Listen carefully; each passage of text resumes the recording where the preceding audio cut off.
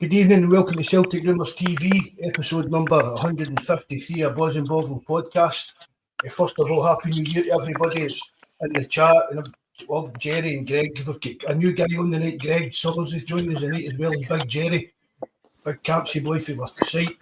Evening, lads. How we doing, mate? You all right? I'm good, bud, I'm good. You there, Greg? Good evening, Mark. Good to be on first time, so go easy on you. Thanks very much for coming on, bud. Thanks a lot. You're very welcome. Our forum, www.celticrumours.co.uk. That's where we all kind of catch up. Everybody's more than welcome to come across there. We're up at 870 something subs. We picked up about 30 odd subs for the other night, and the viewing figures on the other night were up at 2.8 thousand. Absolutely fantastic. As I always say, thanks very much to everybody that tunes in live, listens backstage, or whatever, whether it's on YouTube or Spotify or anything. We really appreciate it. All the people that leave comments and that. A few shout outs to some of the lads in the forum. Old Tim Lawyer, Glasgow Green, Welshie, Big Jabber when we go about tonight, he's away somewhere. And just start, we'll go to the live chat and see who we've got there. Bobby's right at 10 to 5. We didn't start to have 6 and Bobby's in at 10 to 5 saying hit the like buttons. Robert Baker, nice to see you, mate. That's a new name, I think. Plunge McNugget, nice to see you. That's a new name. William Smith, always here as well. William, my missus, you're right.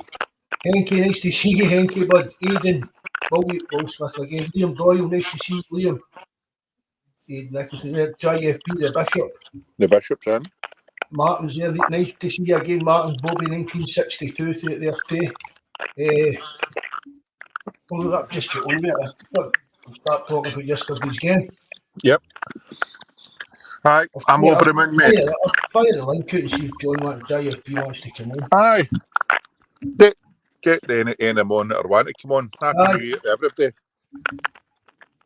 So, yesterday's game, Marco, stood back down the road with 3 points after a tricky result. Well, that's the main thing. Exactly. There was no point. I mean, we did play really well, I thought. Aye, fantastic opening. I mean, you're not wanting to beat the Monkeys and then drop any points the game after it. I think we were all after the win. We were a wee bit wary about going to St Mirren's. It's been tricky for us there. We get the 3 points, job done. Came out the traps flying. Brilliant. Then kind of took our foot off the gas a wee bit. But the job done. Good professional performance. I'm over the moon. Get into the new year with 3 points, top of the league. Them in the rear view mirror. Couple of things. Your mic's crackling, Jerry. What's that, buddy? Your mic is crackling. No, it must be Gregor's. I'm going to come back on because mine says, I don't know if it's I'm getting a crackle coming through as well, so I'll come back on and hopefully that will sort it. Cheers. No bother, Greg. Evening, Rod. Nice to see you again, mate. Hail. I thought it was, I mean, the two quick goals at the start, that kind of set the tone, but we kind of took a bit of an edge off it, didn't it? I thought we would go and score a barrel load, but I suppose St Mirren, since when it went to 2-0 St Mirren, they kind of did revert to. Yep, I come back a bit. Aye, so you can understand it. It was getting a bit more difficult to break them down and stuff like that, but we controlled the game really well.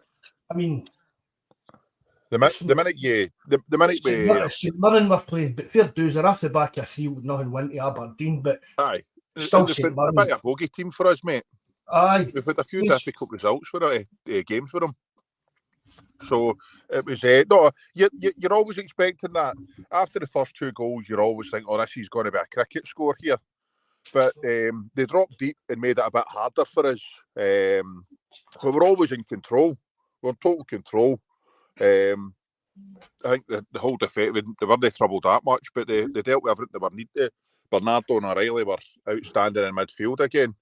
And the rest of the boys done their job well. So, and we'll go into the sending off later if you want, but for me it was a stick on. Red. Oh, yeah. Would you see if it'd been a Celtic player? What would you have done? Would you have just accepted that?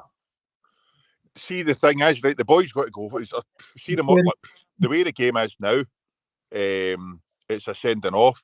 But you're wanting your striker to go for that. But it's straight leg studs up, so he's got no defence. When you look, you've seen the sending off Maida took with Atletico Madrid, and it wasn't even half as bad. So we've not really got an argument there. No, but still, as you said there, Jerry, I still think you're expecting your striker to go for that ball. I don't think there was anything malicious in it, but to the rules of the game, it was a red card. But it was unlucky. It was an unlucky red card for the guy, but it was a red. That's what I'm trying to say. Do you know what I mean? Definitely. It was unlucky, and there was no malice or intent, but it's still the way they want to play. It's dangerous play or reckless play. The likes of Sutton, Sutton's defending him. Sutton and Hartson would have been off every week. It's kind of challenges they were certain to make every game. And you're wanting your centre forward to go for these balls, but he studs are up, straight legged. He's caught the keeper in the face, so he's got to go, mate. Unfortunately. There, John. There, the Bishop. Evening, John. Good evening. Can you hear me? Aye, hear you fine, John. Aye. Happy New Year, John. See the other night there, I think I don't know if I know Greg. Can you hear me? Aye. I see. Happy New Year to you too. I'm hearing myself back. How do I shut this down here? Have you got YouTube open, John? Yep. So how do I shut that? Because I can't see. Just shut YouTube down. Is that it now? That's it, isn't it? Aye. If you've got YouTube open, the window, it gives you an echo. It gives you a bad echo. I think it was my fault the other night there. I think there was a bit of an echo, and I think it was me.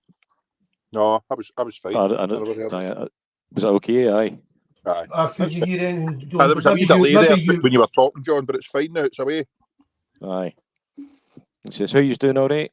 Aye, good here, bud. Aye, great. It's got man flow here, but I thought, oh, come on, Greg's obviously struggling to get in there. I thought, till he gets on, I'll come on and get a bit of crack. Aye, 3 points. That's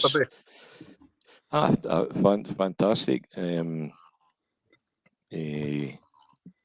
I say, I was actually more nervous about there's JFPC and Brian. Terrible hearing you once, never mind hearing you back. Fair dues, Brian.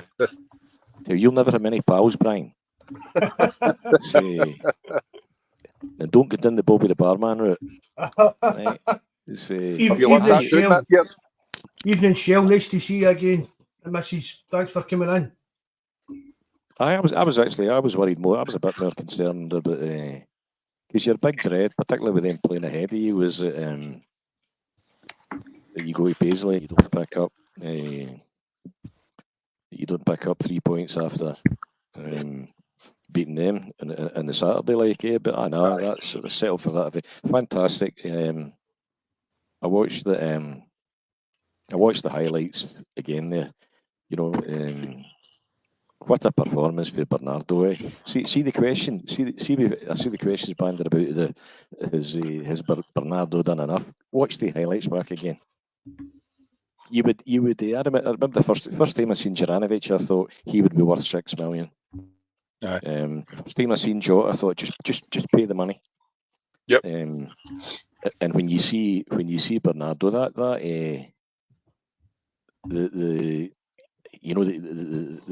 ball that O'Reilly plays through for the first goal is fantastic. But see the second one that Bernardo spins in the box.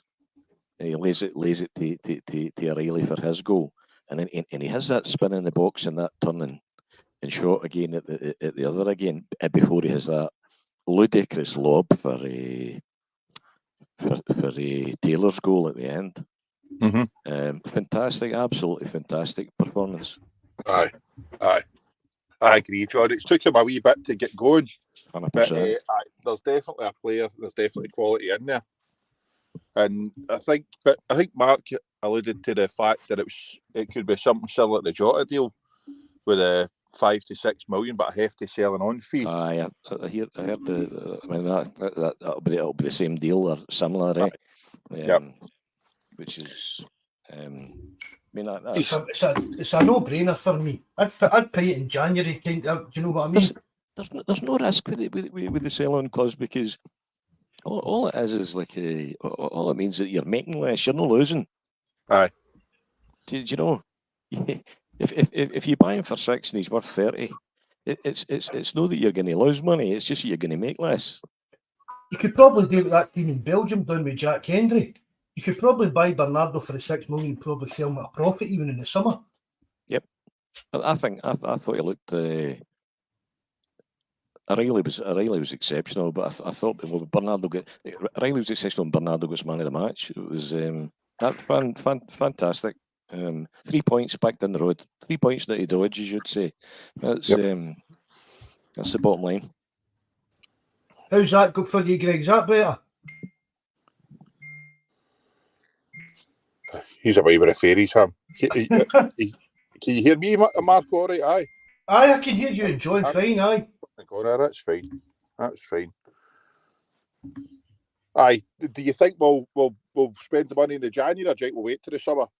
Oh, we'll just wait till the summer. You know, I mean, that's when the deal kind of in the contract to take place. But I mean, I said the other week about him. I said what I've seen from him, I thought he was a decent player, but I hadn't seen enough of him to say I would definitely sign him. But the last few weeks, he's stepped up to the plate. I mean, on you go, Jer. No, I'll be honest, it's only the last few weeks that I've thought that we should splash the cash. Before that, I was thinking, where's this boy going to fit in the team, and what's all the fuss about? But there was glimpses when you'd seen him, you thought there could be a player in there if he can be a wee bit more consistent. But the last couple of games has proved that Hatate could have a job in his hands getting back in that team. It's a good headache to have, isn't it? Of course. You see him tight. If you can look back again for that, for the second goal, for O'Reilly's goal, when he's tight, he's only 5 yards away. You've got Bernardo and O'Reilly, and they're only 5 yards apart. You know, very effective. Yep. I thought it was excellent. He does quite a bit of the dirty work as well. 100% he does. Sometimes that kind of gets overlooked when you're looking at players, but or the match. But he does cover a lot of grass and put a lot of tackles. So no, between him, Hatate, O'Reilly, and McGregor, it's going to be a good dilemma to kind of have. You still get home and Wata to throw into the mix as well. What's the script of home? I think he's just getting him up to speed. I don't think he's injured or anything like that. I've not heard anything like that. I think it's just him settling in, getting him up to speed again. Yep. Just again, like Bernardo, it seemed. But I mean, he wasn't getting a sniff of a game in the league in that. But he was always in the Champions League and getting game time in the Champions League. So it was, maybe it was just a case of that Rodgers thought he's like a good enough player. Then Martin saying Holmes been ill. No, that's what I heard. That's what I couldn't remember if it was him or Tallio, but I think Martin's right. I think he was rumoured to be ill as well. You see, you're talking about what Bernardo does defensively as well, and undoubtedly. But I think when I saw the stats at some point earlier on in the year, the person that's defensive stats really surprised me was after Maeda. The next best defensive stats was O'Reilly. Mm-hmm. O'Reilly's, when you watch O'Reilly in that game as well, he's that boy could be the complete package somewhere along the line. And Bernardo to present Bernardo with a bottle of champagne for the man of the match. That just tells you. Watch it again if you get a chance. Watch the highlights again. He's he's a talent. And you're right. I think we all up to maybe the last 3 or 4 weeks would have said, I don't know if I'm up for spending $6 million on you, but I think that's been answered. Aye, definitely. Well, you've got to we hadn't seen enough of him. That's right. What we had seen, you knew that, as Jerry said, what you had seen you knew there was something there, but you hadn't seen enough to warrant the kind of $6 million outlay. But what we've seen for them, definitely could end up being an absolute bargain, in my opinion. 100%. Evening, Joseph Agnew. Evening, Joseph. Nice to see you, bud.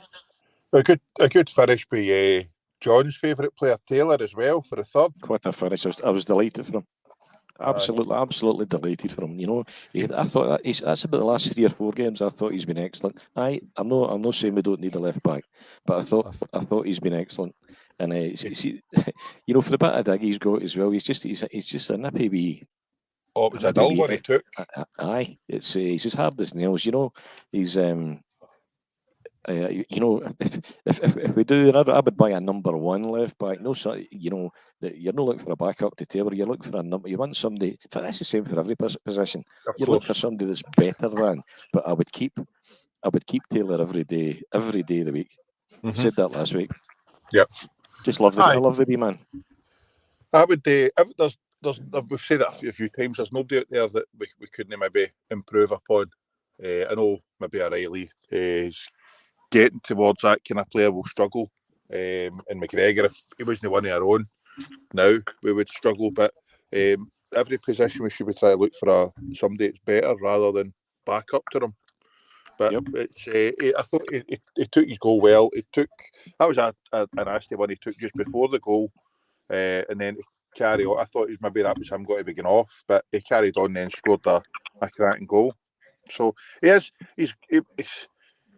I'm one of his biggest critics, but he has got a bit of skill about him. He's got a bit of determination. He keep going, and he doesn't let the doubters affect his performances. Oh, I see he had the fingers in the ear as well. He had the wee Turnbull pose as well when he scored. Aye. That was directed at their fans, wasn't it? Aye, it might have been. Aye. I mean, the boy gives you everything he's got. You can't. I mean, I think he's more than decent. I mean, the big issue is he's never going to overlap, eh? But see when he does come inside, you know, he's man. He could play in midfield. You know, he's passing is excellent to him, and he's got that guy, and he doesn't hide, even when it's not going right, like how's your sound now, Greg? It sounds better. I hope is it coming across okay? Aye, that's a lot better now. I don't know if you've said it already, but the highlight for me with Greg Taylor was at the weekend when Mikey Johnston didn't pull his weight, and he showed what it meant at that stage of the game to really give Mikey Johnston a right shuriken. So I'm a big fan of Taylor's. I think he brings a lot to the team, and I think it's unfair, a lot of the criticism he's been getting. I think he's more than able to be in the team that could lead us to the title. So I think just that whole spell where things got a bit fraught, Hearts Kilmarnock, everyone just got super on his back. But I'm a huge fan of Taylor's. I'm the same. I've always stuck up for him. Evening, Northampton. Tim, nice to see you, mate. Hail, buddy. I mean, there was somebody on one of the podcasts a couple of weeks ago and said that Taylor actually started out as a CDM. Aye, that as well. Was it something? Celtic's saying the same. He's been better in the last 2 games. I think the last 2 or 3 games he's back to the Taylor that's shown under the Spurs manager, eh? Mm-hmm. But who was playing well yesterday? Do you know what I mean? For that spell, Taylor was getting a kind of abuse. I mean, it's the same go-to guys all the time. Do you know what I mean? It's like, see if Celtic get beat, it's Taylor's fault. It'll be Liam Scales's fault. You know what I mean? It's never any of the big names that get dragged through the mud at game after game. There's been a poor result. You know what I mean? It's the same names all the time that they end up taking the brunt of it off the fans. Well, you were sticked up from the European games, Marco, when Taylor was getting it. But if you look at Carter Vickers, he never covered his selling glory for a couple of goals, but Taylor was a target. Aye. It's like all the time. And I said to, I think it was John maybe on the forum last night, I said, the only thing wrong with Liam Scales is it's his name. His name Liam Scales. See if he had a fancy foreign name, do you know what I mean? We'd be raving about him. It's as if everybody just, when's this kind of, what is it, a purple patch, isn't it, John, you call it? When's this purple patch going to end? When's this going to end? Scales, he's not going to keep playing like that. The guy's been holding his own. He's been my best defender so far this season, without a doubt. Scales, but back to Taylor again. Yes, can go away back to. I don't know if you remember when we went to Ibrox and Taylor was there was a bit of doubt whether Taylor was going to make it. And everybody, that was the one man I was hoping was going to make it. He would be one of my first names in the sheet in my team sheet when I'm playing against them. And that's the game that Taylor eventually went off injured, and Juranovic came on, and it all went tits up because it was Juranovic had an absolute fucking stinker, if you remember it, and that all hinged on Taylor getting off the park. Mm-hmm. It's I mean, we all know what his deficiencies are, but he's deficient because he's been asked to do something that he can't do in terms of he overlap him as a wing back. That's just not going to be his strength. You know, I don't know how I always wonder, you know, could we have got away where Bernardo's just never cut it, whether you could have played with, you know, a winger in front of him and let him come in saying, I'm not sure that's where kind of Rodgers has got to himself with Taylor. Aye. Do you know? It's because you've certainly seen the best of him again in the last 2-3 games. Aye, definitely. It's hard to judge Mr. Judge the right back there because after the 2 quick goals, it kind of killed St Mirren. But I thought he'd done a bit better than he normally has in the other previous games, because I think he's been a patch of the player that was last season. I think you're right. I thought I wondered if he was a bit better again because he had an absolute howler on Saturday. Am I getting my days right? I don't know what day it is. I know you've got your days right. Right. Saturday. He had an absolute stinker, and I thought you're a bit better tonight. And I thought, but there's nothing been asked of you defensively here tonight, so I'm not sure yet. As I said to you the other night, I'd have played even against them on Saturday. I'd have played Ralston. Before I would have Johnson on current that as well. On current form, but if you were picking him on current form, you wouldn't have picked Johnson to go to Paisley last night. No, that's true. That's true. But you keep hoping that this form returns and he gets back to the player that he was or is last season. You've got that same question mark hanging over CCV as well, but you know whether that's due to the recurring injury or no, who knows? But let's say you've got the same, as you said, you've got the same question about Vickers. Aye. I don't think Carter Vickers will be here next season.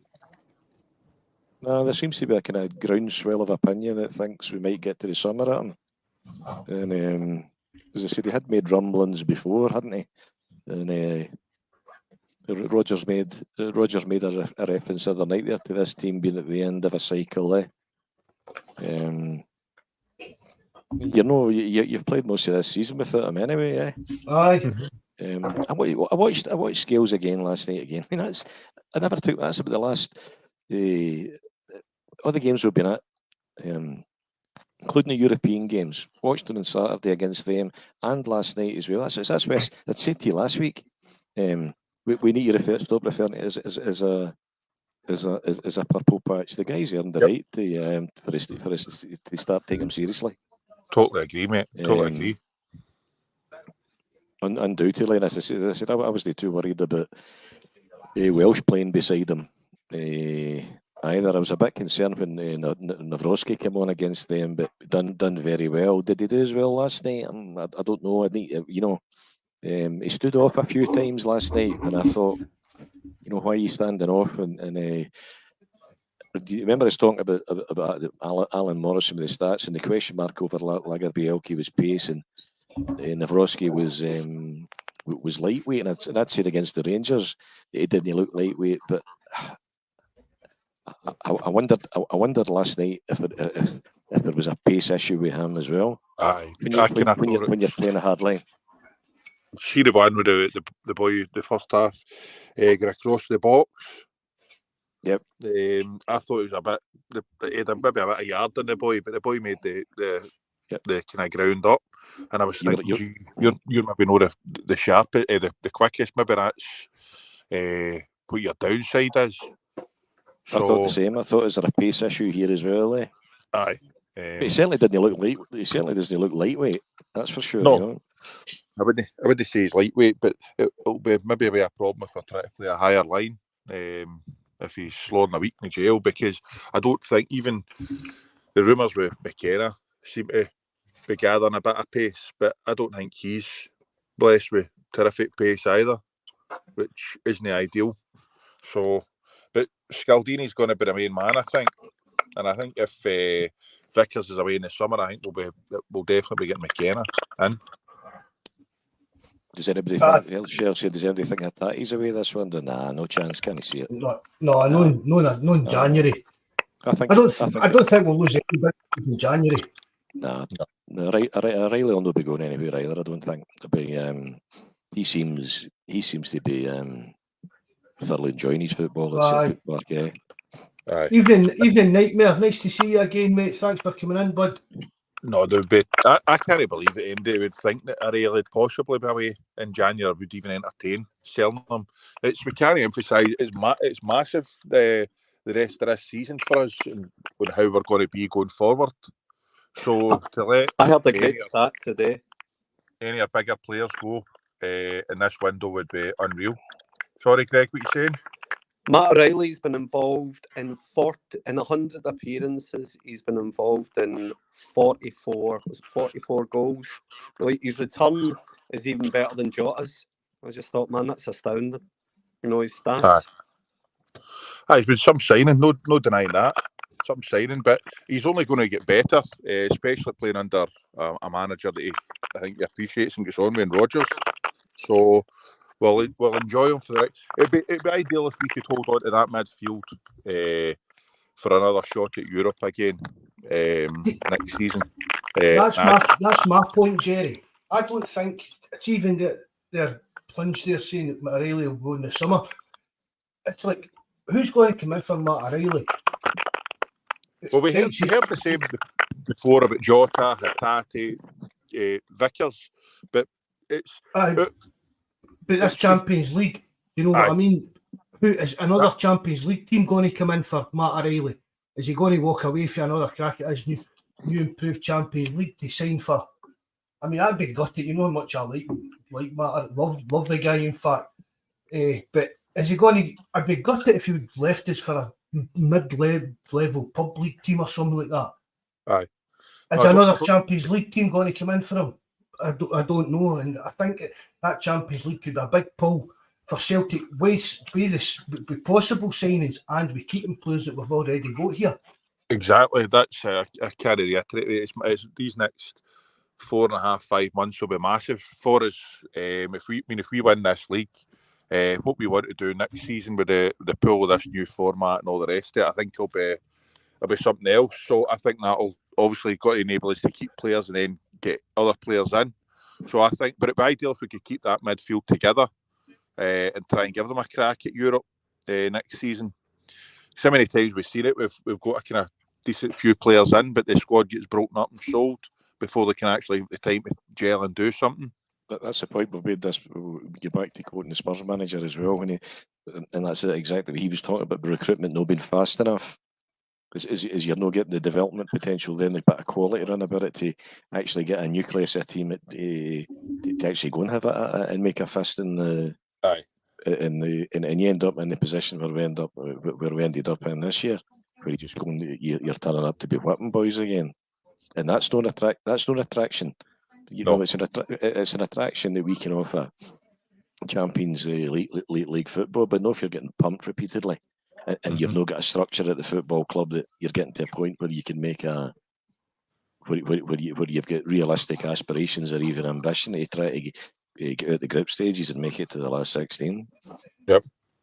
Who's want to come and get pumped, manager or player-wise, to get pumped right, left and centre, eh? Totally get it, mate. Definitely agree. That's the thing as well, John. There's no group stages next year. That's right. Yep. And it's like there's a the way it's just like kind of in a simple kind of terms. The way I've read it, there's one big league, and it's like the top ones get through.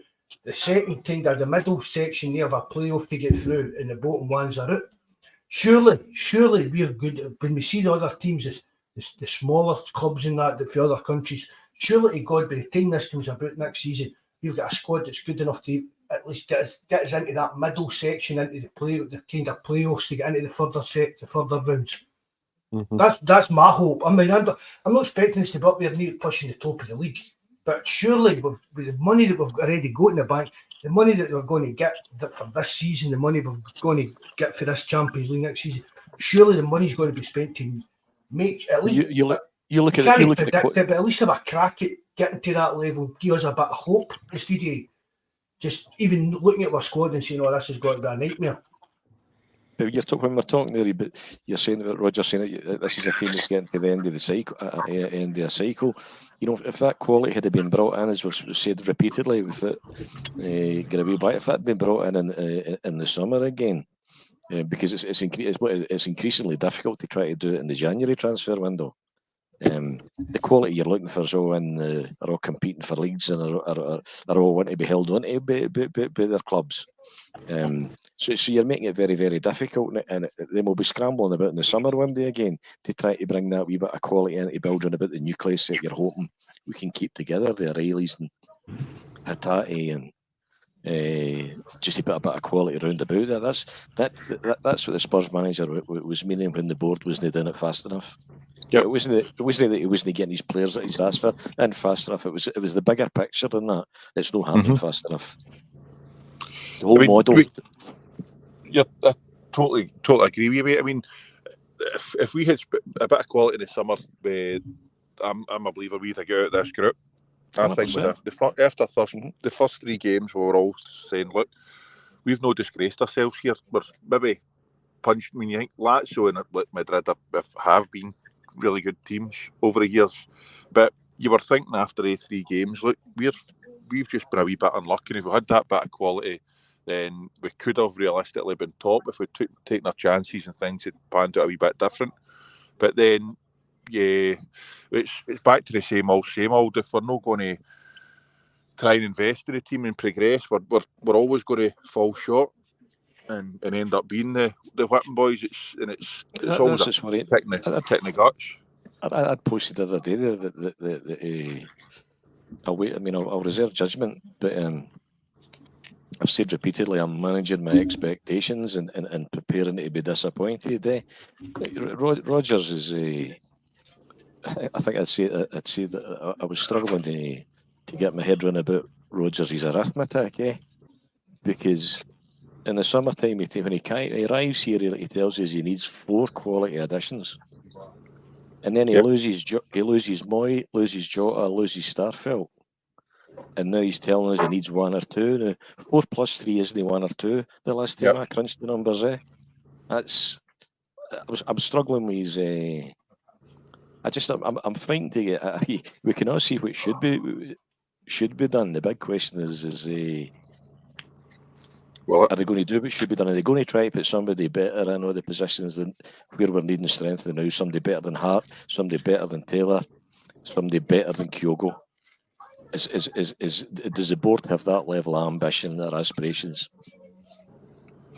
I know. For me, I totally agree with that, John. It's like it's like saving Carter Vickers. See if you're going out to buy a new centre back, should we not be looking at somebody better than Carter Vickers? Yes. Do you know what I mean? That's what you're saying. There's no point in just without even doing the word and using all the projects and stuff like that. When it comes to actually bettering the first team squad, it's got to be better than what you've got. You've got to try and get better than who your best player in that position is, in my opinion. That's the only way you progress, mate. And again, sentimentality and that gets parked out the window, in my opinion. And you just, of course, I love Taylor, but you need to go and buy a left back that means it's putting Taylor in the same position that Ralston has been in. Mm-hmm. That's the bottom line. The one place, and interesting to think, I would love to go and buy a striker better than Kyogo, but I don't have any issue. Given that he's not going to the Asian Cup now, I don't have a problem. The main thing, you're buying the quality better than Kyogo if you want to develop and make progress in Europe. If you want to just get there as a bare minimum, because for me that's the prize is us getting to that expanded Champions League in the 50, 60 million and stop them at another club getting there. Well, see if they can't. That to me would justify Shankland or Majowski to me in the short term. See if they can't get better than Carter Vickers, then we might just chuck it and not even get into that Champions League next year. Aye, no, we can't. I mean, if Celtic can't find a better centre back than Carter Vickers, we might just chuck it. Aye, no, we can't. There's a reason. As Terence says every time he's on, there's a reason that players are playing at Celtic. You know what I mean? No big team, no big club would take Carter Vickers on because he's lack of height. That's one thing that's against him. He's not dominant in there for a centre back. How many goals did he cost us in the Champions League? We've done not too bad over the years. We're giving players that could have played at a higher level a chance to showcase what they can do. I mean, I'm a firm believer that there's nobody in that first 11 that we couldn't get better than if we, with the right recruitment, pay the right wages and go about it and pay the money. There's if you're hitting it on the head, if that's the level, if we need to stop at Carter Vickers as the highest we can go, then we deserve everything we get. We get into that Champions League. If we're going to get hammered, or even worse, not even get into the Champions League, into the Europa League or what? Because you're looking for better. You're looking for better, and every position could be better. Yep, definitely.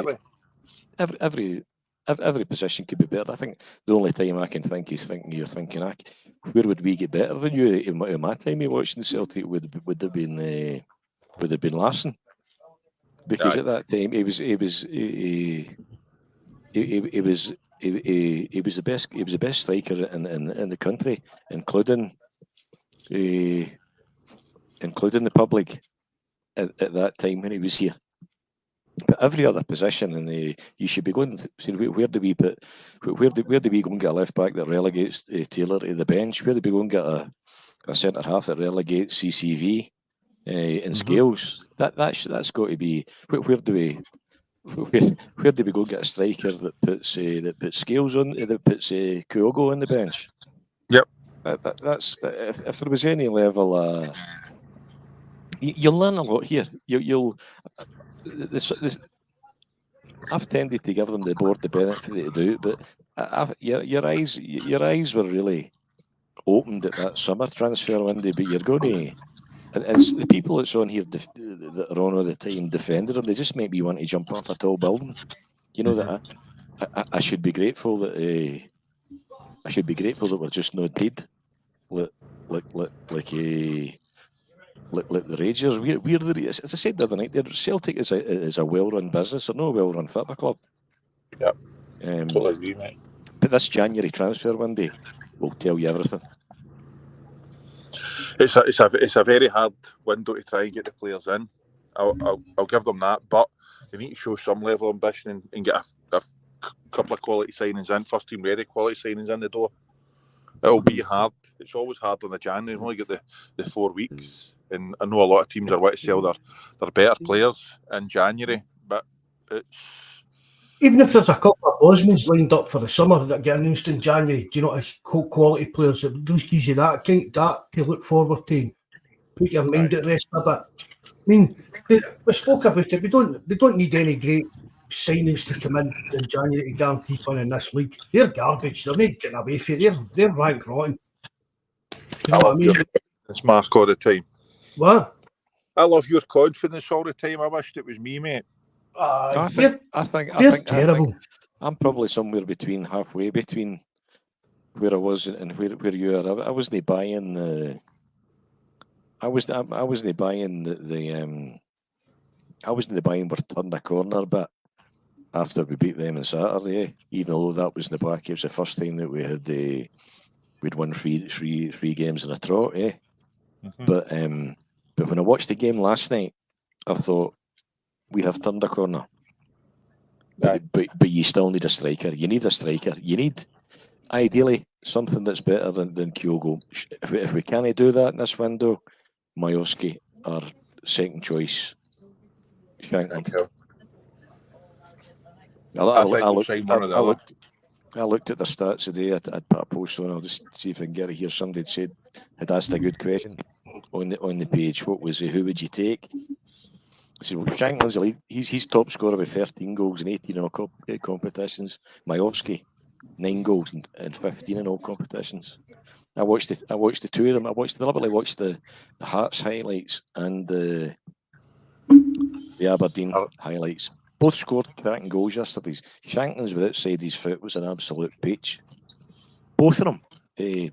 A bit of physicality that we've not currently got. Shanklin 28, your other man's 24. You'd be paying, I'm guessing, 4 or 5 million for the Aberdeen boy, 2-3 for Shanklin or thereabouts. The difference in what one would cost the other is irrelevant compared to the 50-60 million pound prize that we're trying to secure. Yep. The downside is that Shanklin has got no resale value, which is Pistol Pete he'll be homing in that one. And his boy, I've not really watched enough of them, but I think I ended up saying either for me, but taking the above into consideration, including the negative impact that Shanklin would have on the team photo. Yep. I'd go for Majowski. I'd go for Majowski. 2 seconds, lads. Even at CFC 1888, nice to see you, bud. San Fran Celt, take it the boys for San Francisco. Great to see you, mate. That's a new guy in visiting. Nice to see you, mate. Well, that's true that that boy's saying there. Excuse used to be you can't buy until the champions you see if we qualify. And that was that's what was getting to us on the summer, wasn't it? Because it was always a case of, we need to wait and see, That's small team mentality. Aye. That's what pisses me off all the time. You were going into these qualifiers where you were pissed into the win because like the team you were putting on the park was horrendous. I mean, remember with Beaton at centre half, you'd a variety of different people all playing out of position, and it was a case of waiting to see how we done if we were going into Champions League, Europa League, or whatever, instead of going signing the players that you want and making a right good go at and getting into the Champions League. But back to see the Majowski or Shanklin. See if it's I know Shanklin's got no resale value, but he's 28. See if you get him for 3 years for this for domestic, and you're getting him for 3 or 4 million. And the return you could get with goals and upsetting the other mob and getting into Europe, I think it pays itself. Jerry, no odds, right. no end. I don't think what I'm saying that's just a fact. A point I'm putting in there. He's going to. Yeah, that wouldn't affect my. The difference between what you're going to pay for the two of them, the difference what you're like to sell any of the two of them one for nothing in Shankle's case and maybe a bit more in Majowski's case. They're both irrelevant in light of the prizes. They're both irrelevant in terms of the prize money that's available for automatic qualification to the Champions League, 50-60 million. But why was this? That's what's pissed me off, was that thinking wasn't there at the summer one day, but you're thinking, we win this league again here, the 60 million and you're happy. Aye. And in fact, it's not that they did spend 20, so you can't even accuse them of no spending. Just didn't spend effectively, Aye. That's it. But these are the things that'll get factored in with players with resale value and all the rest of it when we go to sign them, or if we go to sign them. If Kyogo had been going to the Asian Cup, I'd have signed the two of them. Aye. I said to you the other night, if I own Celtic and you're saying to me, give me 2 million for Shankland and I'm needing 3 million for Majowski. They'll not even need to move his, as Mark says. They'll hit the gun runners, they'll score goals and we'll win the league. Yep. You'd say, right, so what you want here? 5-6 million, and you're going to give me 60 million back at the fair? Go for it. I just don't see what's difficult here. No, I know that's us as fans are all singing for the same hymn sheet, mate. We're on agreement. We just don't get it. We don't understand how they want to bang the drum at these AGMs, how they've got all the 72 million in the bank, how they're doing this, patting themselves in the back and think, no, we're doing a great job. When really you're thinking, how great a job are you actually doing? You're want to put projects in our team. You're not wanting to spend proper money, but yet you're hoping that we can compete and be a big team in the Champions League. Martin said there, 5 million, Milwaukee, 5 million, Shankland 3 there. Let's say it was 8 million Swedes. The 72 million that Pistol Pete's currently got in his pocket becomes 64 million to that. So, we're still the most catch-rich club in one of the most catch-rich clubs in Europe. What's the problem here when there's a £60 million prize sitting at the end of this year? Yep. See, and an opportunity to put your foot in their neck again. Exactly. Mark, see that one you've got highlighted? I don't know how to pronounce that. Aye, I know. Thanks very much for coming in, but Estepona boy. Is Josh Doig an upgrade in Taylor? I've not seen enough of him. I know he's half decent, but is an upgrade in Taylor? Is a clan not looking at him? But for 5.5 million, where's he getting that, John? I thought it was a loan or something they were talking about there with that, or a swap or a loan or something. No, is that kind of money it's in him as well? Is it 5.5 million? That was a bit. I don't know about the boy. I mean, to be honest, I've not seen much of him. He went to Italy, but when he was leaving Hibs, I'd have took him. Aye. I'd have took him then as an understudy to Taylor, in the eventual hope that he would take our Taylor. Would you be confident getting to Europe with him at left back? Doig? Maybe. We could do better than Doig. Don't get us wrong, but I wouldn't be raging if we did sign him. Right. I mean, he's still that young lad, I know, isn't he? I've not seen enough of him to pass judgment, mate. I couldn't comment. I've not seen enough of him to say. I did Martin say he's more defensive minded. That's obviously a game with Hibs. So, I mean, he's not the biggest team in Italy or that either, so he'll probably get a lot more. Their Brian St. Serve will try to swap Yilmaz for Doig. They're a shocker. I knew they would put the 5.5 million out for him. Oh, because they're not voted to spend. We said that as soon as he brought the guy that wanted to come and play with the best team in Scotland, and he wanted to win trophies. Yep. As soon as they were willing to pay him 42 grand a week for 6 months, you knew he couldn't afford Shankland, didn't you? Aye. Did you see the headline today? He moved. He got offered more money. I saw that. Aye. How does that work out? He says that he could have earned more money with signing for another team on loan, but he chose to go to Ibrox. Oh, of course, the guy getting his wages paid with Wolves. It doesn't matter where he went, he's still getting the same money in his bank every week. Big Philippe said that he bought the story as well, the tradition of the club, the opportunity to win trophies, and he could have earned more. You're like, fucking behave. But Bob, he'll not be able to play until he get a long sleeve top made for him anyway. Hides the rosary beads in the sacred heart. There's no chance either letting him run out with that sacred heart tattoo in his head. That's the best thing that's happened to me this week. We've had 4 games. We've had four victories in a row. I think consistently better. Last night, yesterday, I thought you had every reason to believe that you had turned a corner. You're sitting top of the league, even if they win their 2 games in hand. But the cherry on you've ruined you burst their Christmas, their festive season. But the biggest thing that's cheered me up is the realisation that the man they've put in charge of half-wit as well. He's still talking last night. John, you're cheered me up listening to that. He's still talking today about when's a handball, fuck off. When's a handball, when's no handball. He said the boy that plays on the right hand side of midfield was the best midfielder on the park at Saturday. No McGregor, eh? Okay, let him keep waffling. They had more shots on target. You think, what was the score? What was the score? It was the age-old one with the possession. Remember when under poor Tommy Burns, God rest him, with you didn't get possession, and they would go up the park and score. You're asking for who puts the ball in the net. you're asking for a statement to be made and you're demanding communication for the SFA for a penalty that wasn't a penalty because you were fucking offside, and you're saying nothing about Turnbull's penalty that was ruled to be offside and he wasn't offside. Yep.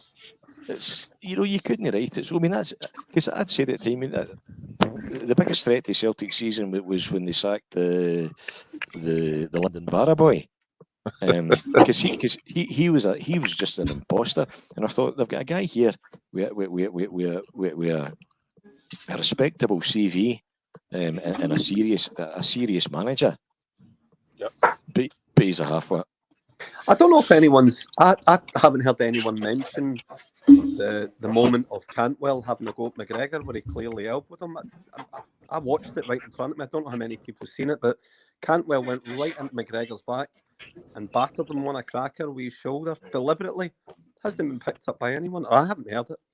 Was that when McGregor gave up and was laughing in his face and stuff like that, Greg? No.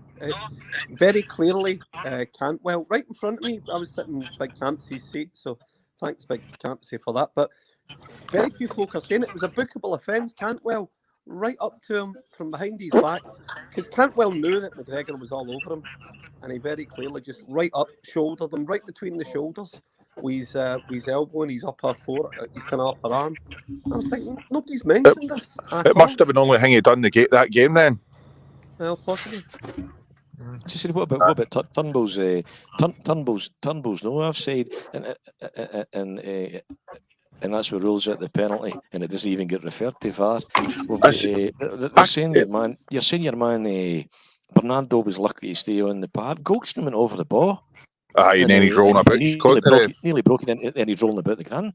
You're thinking, fuck, what are you watching? I can't fathom out how they can't get it into their head that it wasn't a penalty because they were offside. I mean, how many more times do you need to tell them it was offside before? But this is the problem. It gets back to, see, I don't agree with it. I think it's ridiculous. See the linesman waiting for 20 minutes before he put the flag up for the they're asking for a player to get injured or something stupid like that to happen. It's the same when you see. Did you see the Aberdeen boys cracking goal? The big boy, it's been there for years. What do you call him? His goal for Aberdeen.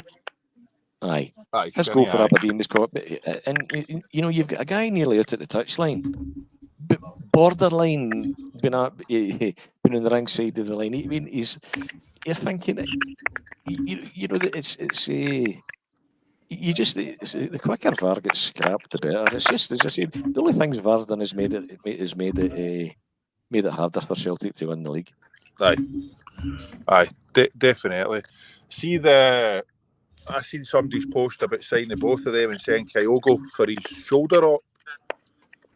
I thought, I don't know how long his shoulder operation is going to take, but we need to get that seen to, and I don't think it should be up to him to decide whether he gets the operation or not, because I think it's a recipe for disaster. But every time he goes for a challenge, it's as if we're just waiting for it to go. Yeah. Anytime he hits the ground, you start worrying his shoulder went again. But I think it's a bit too drastic now in the January transfer window, depending on recovery time, to go and send them for the op, unless it's only got to take a couple of weeks to get over. Bern Martin's saying it's 3 to 6 months.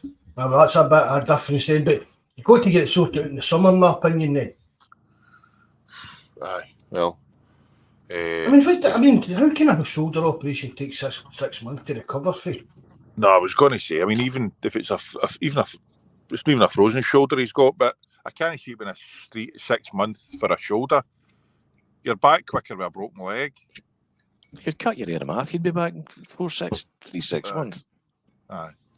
I don't. If it was 3 to 6 weeks, aye.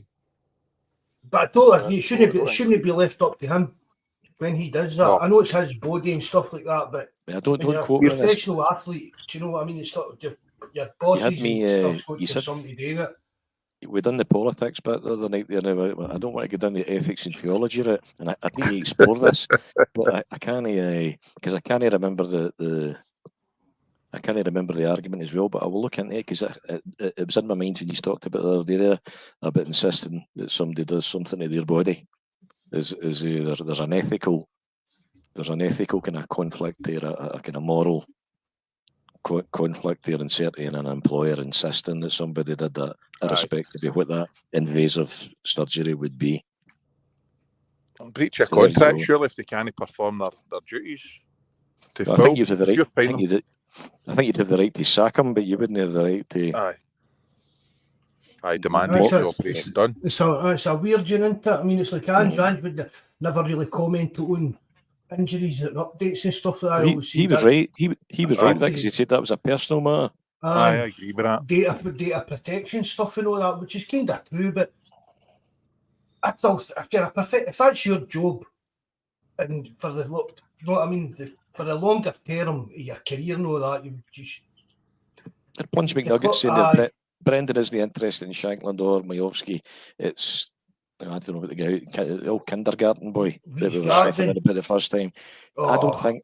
See when is he not about 5 feet 6? He's like Rad. Is he not about 5 feet? He's about 5 feet 6 or something. He's nowhere near the. We're needing a bit of. Physicality. His goal returns not the greatest. No, neither his stats nor his stature would suggest that. He's right for us. I wondered about when Rogers commented about Shanklin being a fantastic finisher last week. Maybe I'm reading too much into it, but time will tell. I would rather we took a punt on baby Van Hooijdonk. If you're going to sign somebody abroad, I agree. I'd rather take him than that Fitzgarden guy. You really would. It'll probably cost you a bit more money, but I think, and not even David's dad or anything like that, I just think he's all the kind of strikers have been linked with. I think he's the best one. Aye, a big lumpy boy as well. A bit of height at least. That boy who's at Copenhagen, he's at, or Brøndby that? Fitzgarden. The rest of Pona boy saying there he's 5 feet 8, lads. I knew he wasn't very big, yeah. Majowski's maybe not quite as physical as Shankhill is, but he's mobile. He's more mobile, but he's still a big bit of a boy. He's still got a physical presence, eh? I think Shankhill both over 6 feet anyway. Will you still keep calling him Shankhill if he signs with us, John? I don't know. I need to think about that one. But my concern is his impact on the team 40 anyway. And you've also got the question we talked about last week: would he come? But go and ask the question, and you'll find it. Exactly. That's all you can. Street Shitter 2. That's a nice name, mate. Thanks very much for coming in. Henky, have I said all right to you just when I see you there? I think we'll have asked the question. Brøndby as he's with Jerry. Aye. That Fitzgarden guy. Aye, no, I checked this. I don't know how wide we're looking. There was 4.5 million. I think there was talk he's offered 4.5 million for him, and then they wanted to up the ante and wanted a couple of quid more. We wouldn't pay it, but his goal returns don't look fantastic. As you said, he looked like another Rasmussen. I would definitely get better than that for the kind of money you're talking. I mean, they're Martin we're talking about a fee 9 to 10 million euros. I would like to see Celtic sign players in that bracket, but that's enough to keep Lowell and Hardy up at night. Big numbers like that. They've bound to have asked the question at Hearts and Aberdeen now, or if no, then it'll be in the next couple of days. What they're looking at for, because they're not going to, they can't knock back the cash, regardless. They'll maybe bump the fee up a wee bit, but they'll have a price in mind to it. They'll need to sell it. So I think it'd be a wiser move signing one of them than signing somebody from abroad. Put it that way. Well, especially in January. Exactly. No, I mean, John even says, I keep saying, guys that they don't even need to move house. Yep. They're just coming in and just slotting right into the team without any uproar and their kind of personal, like apart from obviously the spotlight signing for Celtic would bring on them, but William Smith, that's and Shank will have a year left. He only have a year left in his contract. I think his contract not up in the summer or something. No, I don't think he's got another. Has he got a year? Is he? Aye, definitely. Do you think we could do a Fabio Silva style move where we take, some out of favour Premiership striker, pay him big wages that might see us through for the final second half of the season? A Robbie Keane style move? Well, Greg, I've always said on the podcast and that, if you're only playing with one striker up front, you need three. You need your main striker, you need a good backup, and then for a third striker, it's got to be like either a young player you brought in with maybe an option to buy, a young player for your own club, or like an older guy that's coming towards the end of his career and just happy to be at a big club with a chance of maybe winning trophies. The perfect example was when they signed Defoe. Exactly. Look at that kind of thing. I mean, would you take Vardy? Vardy, I don't know what Vardy's contract situation is, but that Vardy would come up to Scotland and score goals. Absolutely. And we're not in Europe, so a really proven, prestigious, experienced forward, just like a Jermaine Defoe, or there's got to be one out there around Europe that could do a right good job, because I think experience is something that we really need. No, see that you're going on about Vardy, Matt. We're playing against back defences. He was always good with the balls in behind. I don't know. I can't stand that Vardy, man. No, I can't stand him. No, I'm just using that kind of guy as an example. Do you know what I mean? That's the type of player I'd have, like as a third choice striker kind of thing. Aye. Yep. I think Van Hooydonk's son's too much of a risk. In January? Yep. I'd take him in the summer, but that's how in this window I'd be going for one of the either Shank Hill or Majowski. I think they would hit the ground running here. Don't need to worry about moving house. Don't need to worry about the culture. It might be a culture shock for Shank Hill, but you don't need to worry about a lot of the other things off the field. So they've given me a chance of hitting the ground straight away when they're used to the game. But a bad, I think he'll be here at the end of the January window. Yeah. Nowadays, I'm surprised I've actually seen him come back on for his charity, to be honest. Aye. We spoke about it, even the kind of pressure he's been getting from his homeland and stuff like that. But the guys came on, he's had a good reception after the fans, so there's no problem there. He's not getting nothing to worry about the way the fans are going to treat him or anything like that. Aye, no, I don't think he's much. Abada, I would ask if you think he'll be here at the end of January. Aye, well, I think two things. Back to your first question, I've just processed the question here. No, if Shankland is willing to put green and white hipsties back, he will have earned the right not to be referred to as Shankle. As it stands at the moment, there's still a question mark. Aye. And that's not because he's a Rangers man. That's irrelevant. That there was rumours and accusations of more sinister associations than that. But time will tell if he asks a question. Penguin Walker. So no, he'll be. In fact, he'll be Lawrence if he's willing to put the hoops on. We had this conversation at the weekend. As I say to you, he couldn't have been further at the back of the pile there at the weekend. I think that buzz burst. Abada's. Mm-hmm. I think Abada will be in the summer. I think you can only imagine what's going on behind the scenes from his family and friends and the political pressure that Abada will be receiving. You can only imagine what that kind of pressure is like right now on the young guy. It can't be nice at all. I can't, and you wouldn't you wouldn't hold it against the boy if he is leaving either this window or the summer, because he's regardless. We're all Celtic fans, but you've got to put your family first. You would never put them in danger with some of these nutcases that are over there. The political pressure will be on them as well. See, that's my kind of thing, won't it? It's beyond football. Do you know what I mean? As I said before, imagine he goes out to take a corner, the Green Brigade's all standing there with all the Palestinian flags, and that's the picture that gets put in the front page of some paper in Israel. Aye. Do you know what I mean? It must be a horrible situation for a young guy to be in. It really is. And I wouldn't blame him for leaving, but I wouldn't like to think that Celtic fans would have anything to do with him leaving. Do you get what I mean? I would like to think he's been treated well with Celtic fans. He's come on. There's been no animosity. I've not even heard any kind of gossip, rumours or anything about anybody even giving him any abuse.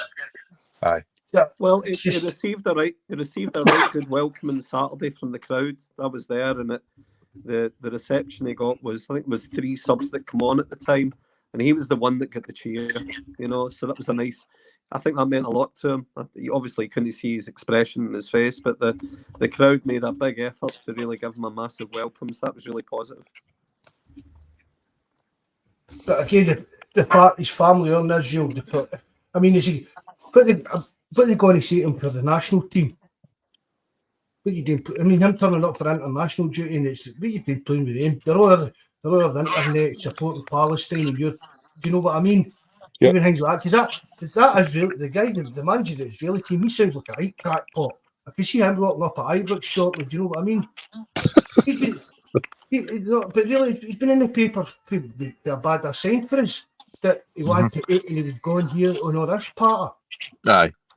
I don't know if it's even something to do with even doing all that kind of political stuff for Celtic supporting Palestine, and that Israeli manager's always did something against us, but he's never once had a good word to say about us. He'll just be wanting to keep favour with the Israeli fans, though. Do you know what I mean? He'll be doing all he can to dismiss just let everyone else just kind of keep the Palestine issue at bay and talk up everything Israel. So aye. There'll be a lot of posture in there. Who's our strongest 11 if we get everybody fit? Jink, Palma, Maida, Abada. Who are we going for in the wings? Palma had a bit of a stinker yesterday, I thought, man. So I thought he'd been poor the last couple of games. I was listening to another pod today in the car, and they were having that. What? Whoa! Apologies. I didn't know that another one. I've never heard any other Celtic. Is there need to get a link for one of them? Is there other folk do this? No, there's no chance. First night on, he's been cheating on us, Jerry. What's happening here, mate? Sorry. I feel like Brendan Rodgers now. Cheating on you. I bet you they don't refer to him as Shankill. No. Oh, they won't. No, they absolutely won't. That's an interesting thing. So I think a lot of these pods are actually becoming quite close to the club. So they're actually becoming quite limited in their view. There's 2 or 3 I can think of that I listened to in the early days. And the closer, see what happens is they get a press pass, right? And when they get a press pass, they're in amongst all the players at Celtic. And they're told to limit and filter what they say. So Greg, I think that's a really dangerous route to go down. See the conversations that we had on the Christmas podcast. You would there's absolutely no way you would have that. And so, and I'd say to my good lady the other week there, some of these podcasts are becoming increasingly mainstream.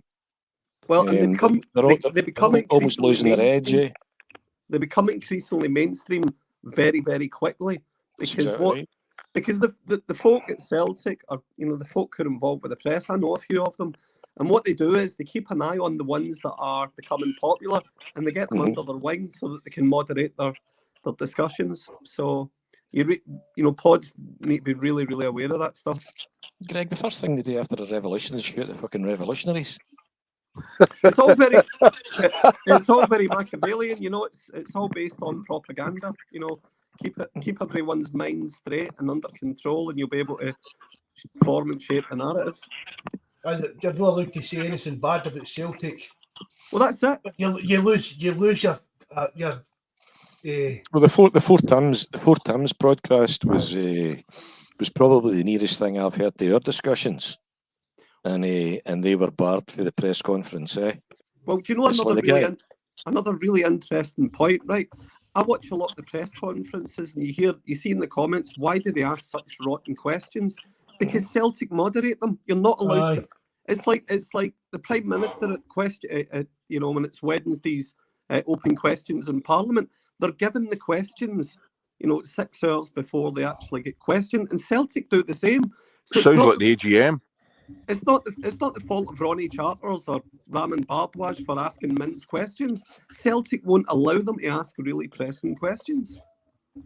But obviously, some of them are actually willing to pay that price to be able to sit at the master's table, eh? Well, I don't know whether this is a term. Don't know whether it's a term that you're familiar with, but my mother used to say some people, when they get a new arse, they forget their old one. Aye. It's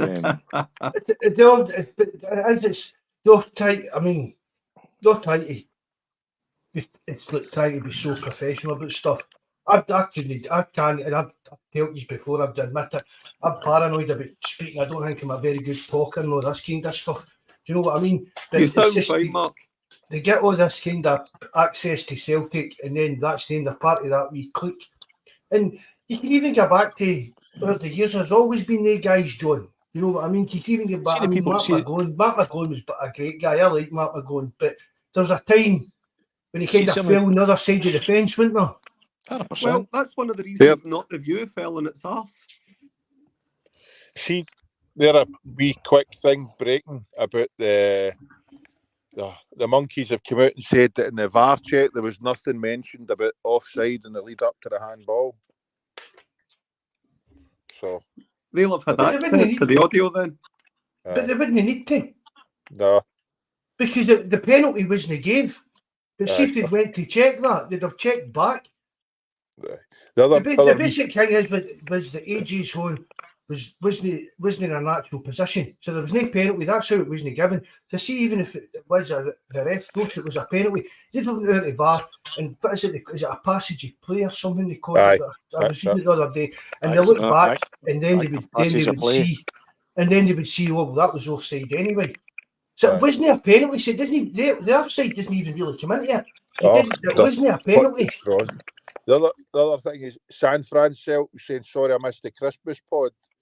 You can get them on YouTube, my man. Mark's got links on the site as well to go back and listen to any other pods you want to. Aye, they're all on YouTube and that. Aye. I mean, if we'd have been on some of the mainstream platforms, you'd have got the plug pulled on you a while ago, eh? 100%. Oh, I'm just going to say, John, imagine we get a press pass and I sent you in. Right, John, on you go, Peter Will. Go on your train and talk to Peter Will. I was going to make a point on that exact thing. For the success of your channel, Mark, I would suggest that you be as articulate and as positively critical in a good way about the club as possible, because that's what will drive you to success. Because that's what the real fans talk about. And when all of these other pods are moderated, people get fed up with them. I'm listening to 2 or 3 at the moment, but I'm like that. These have just gone too mainstream. So you're exactly right, Greg. You know, the last podcast and the last website I would ever get near is the official Celtic FC one. Wouldn't get near it. Pravda. It's the publication of Kremlin, eh? It's and some of the other ones, as I said, there's no better way of summing it up than saying that, you know, some people, when they get a new arse, they forget their they forget their old one. Eh? In fact, I tell you what, one of the things that makes me think about it. See the companies I've worked for over the years. Some of the most ruthless bastards ever I've worked with are guys that came for nothing, and they would tell you they could go back there tomorrow, and I'm thinking, no, you couldn't. You're terrified of going back there again. Terrified, and you would cut somebody's throat not to go back there again. And one of the best guys ever I worked for was a guy that actually couldn't have been further removed from my background. It was his daddy's company. He was privately educated. He kicked the funny shape ball. Sounds like Mark. that And sounds like a private educated, didn't it? He was one of the best guys I ever worked for, because he didn't have that. He didn't have that.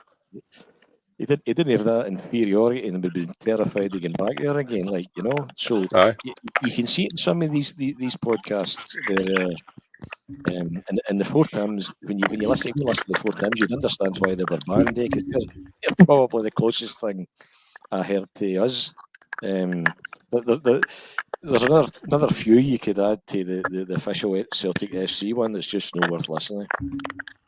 That plunge is obviously a man crush. Somebody keeps wanting to see her faces. I was going to say that. I can't. I'm not wanting all the women queuing up at my door and that. I'm not wanting all the women queuing up outside my door again, man. That was murder the last time. Just hold on for 2 minutes. Kill Paul, nice to see you, mate. Thanks very much for joining us. There's somebody else here that just a different name. I can't see it now. Just to give them a shout out. Oh, was that Estapona boy saying the pod is sound, lads? Hail. Thanks very much, mate. No, I'm no for putting a camera on, man. I'd need to be have a widescreen TV for folk to see my fat face. Not a I will. See once I start doing the filth in the room and that, I will. Because it's all set up there and I just don't do it. I still sit down in the living room and do this. But once I move up the stair and that, I'll stick the camera on. I think the camera would be better. I'd need to paint a square behind my head then. How? How? Just so it looks as if I've got a freshly painted house, a nice big square behind my head. Just a big white painted board on my house. Aye. I look at that lovely painted house. I mean, no, but who's that? I used to work with Jim Trainer's brother-in-law. He said Trainer was way out of order. Couldn't agree more. That guy was an arse. Massive. He was Verdry as well. He's an Airdrie man. He was dangerous. He was nasty. Aye. I watched that. He looks like one of them. I watched that celebration. Somebody mentioned it on the banner page, or I watched it, but I watched that. That was you started it, Mark. Which name you started it? That fucking Loving Cup celebration. You're thinking, oh, toasting the reigning monarch's health. God save the king. The fucking whiskey, the malt whiskey was a 1997 bottle of malt. The malt whiskey was older than they are. So you think I bet you were stoning saluting your wee laptops while they were doing it. I was. How did I miss that one? One of them is crazy. I mean, if somebody gave a friendly against Stoke or something, wouldn't it? A Stoke sent them these other clubs still there. You never see Stoke. You never see videos of Stoke directors passing a clat. Do you know what I mean? Yeah, you wouldn't share a bottle of wine with somebody you didn't know. Do you know what I mean? You're sitting there passing this clappy, and the manager, Clement, he did not have a clue about it. I think he thought they were ripping the piss out of my school for this thing. Big Philippe Philop looks as if he's fucking buying right into it anyway. He looks as if he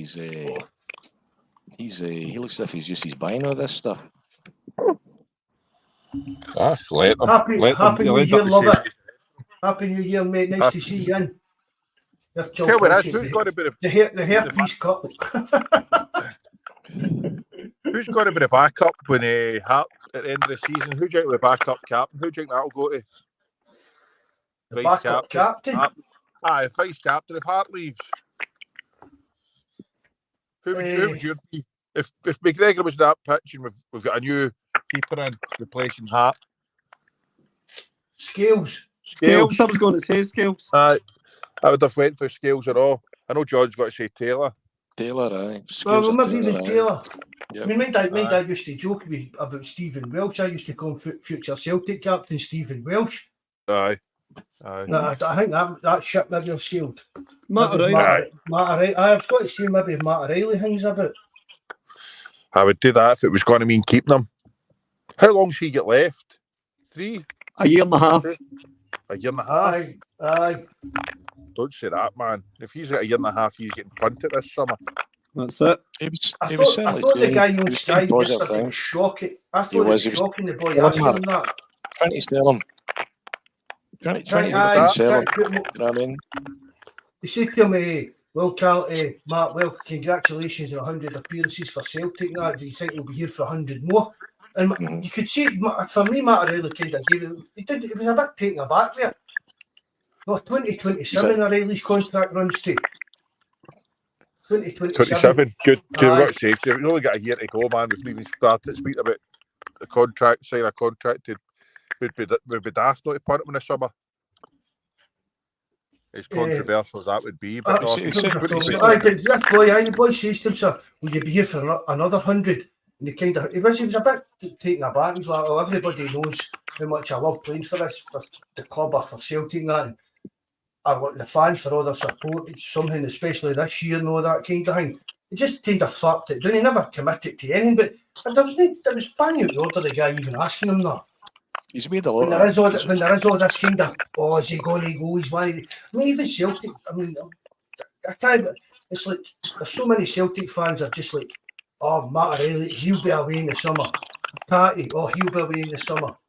We don't know these guys. I mean, Tatty would have left if Ange was still here because he didn't go on with Ange, which is a strange thing. And that's one of the reasons that he did sign an extended contract. I honestly don't think that any of our big players are in any great rush to leave Celtic, no matter what kind of offers come in now. They're working with one of the. I mean, these guys were growing up and Brendan Rodgers was managing Liverpool. He's a big name. He was managing you know what I mean, in the English Premier League, which is massive all over the world, the top league. So they're working under a guy that probably the folk. I'm never going to get a chance to work under a guy like that. I think when the big bucks in the Premiership comes calling, you're off skate no matter who you are. But at what level you want to play it, I can understand that I've had this conversation before with a lot of them. See, when they leave, there's no many of them going to bigger and better things than when they're at Celtic. If you think about it, who over a year? Somebody said that on the page the other day there. O'Reilly's loving it here. And his two pals, Starfelt with Jota, they're not exactly, you know, it's the grass isn't always. The grass isn't always greener. And anything, I thought it was shocking as well, Mark, from the reporter. But anything O'Reilly's ever said, he's obviously a bright boy. Not only is a footballer, he just sounds a decent guy that's been well brought up. Apparently, his mother and father come to the games and that too. And he looks like one of these guys that would. I think probably two things. He looks to me as if he generally appreciates the opportunity he's got at Celtic, and I think he's relished the chance of working under Rodgers as well. I tell you, there's no hope in hell chance he's got to Spurs. That's what he's not for. He just looks at. Did you see his wee? I don't know. He's talked about his mental strength and that under Rodgers. He's worked on that as well, and his mental strength to play with Celtic. Yeah, I think he's got a life coach as well. Apparently.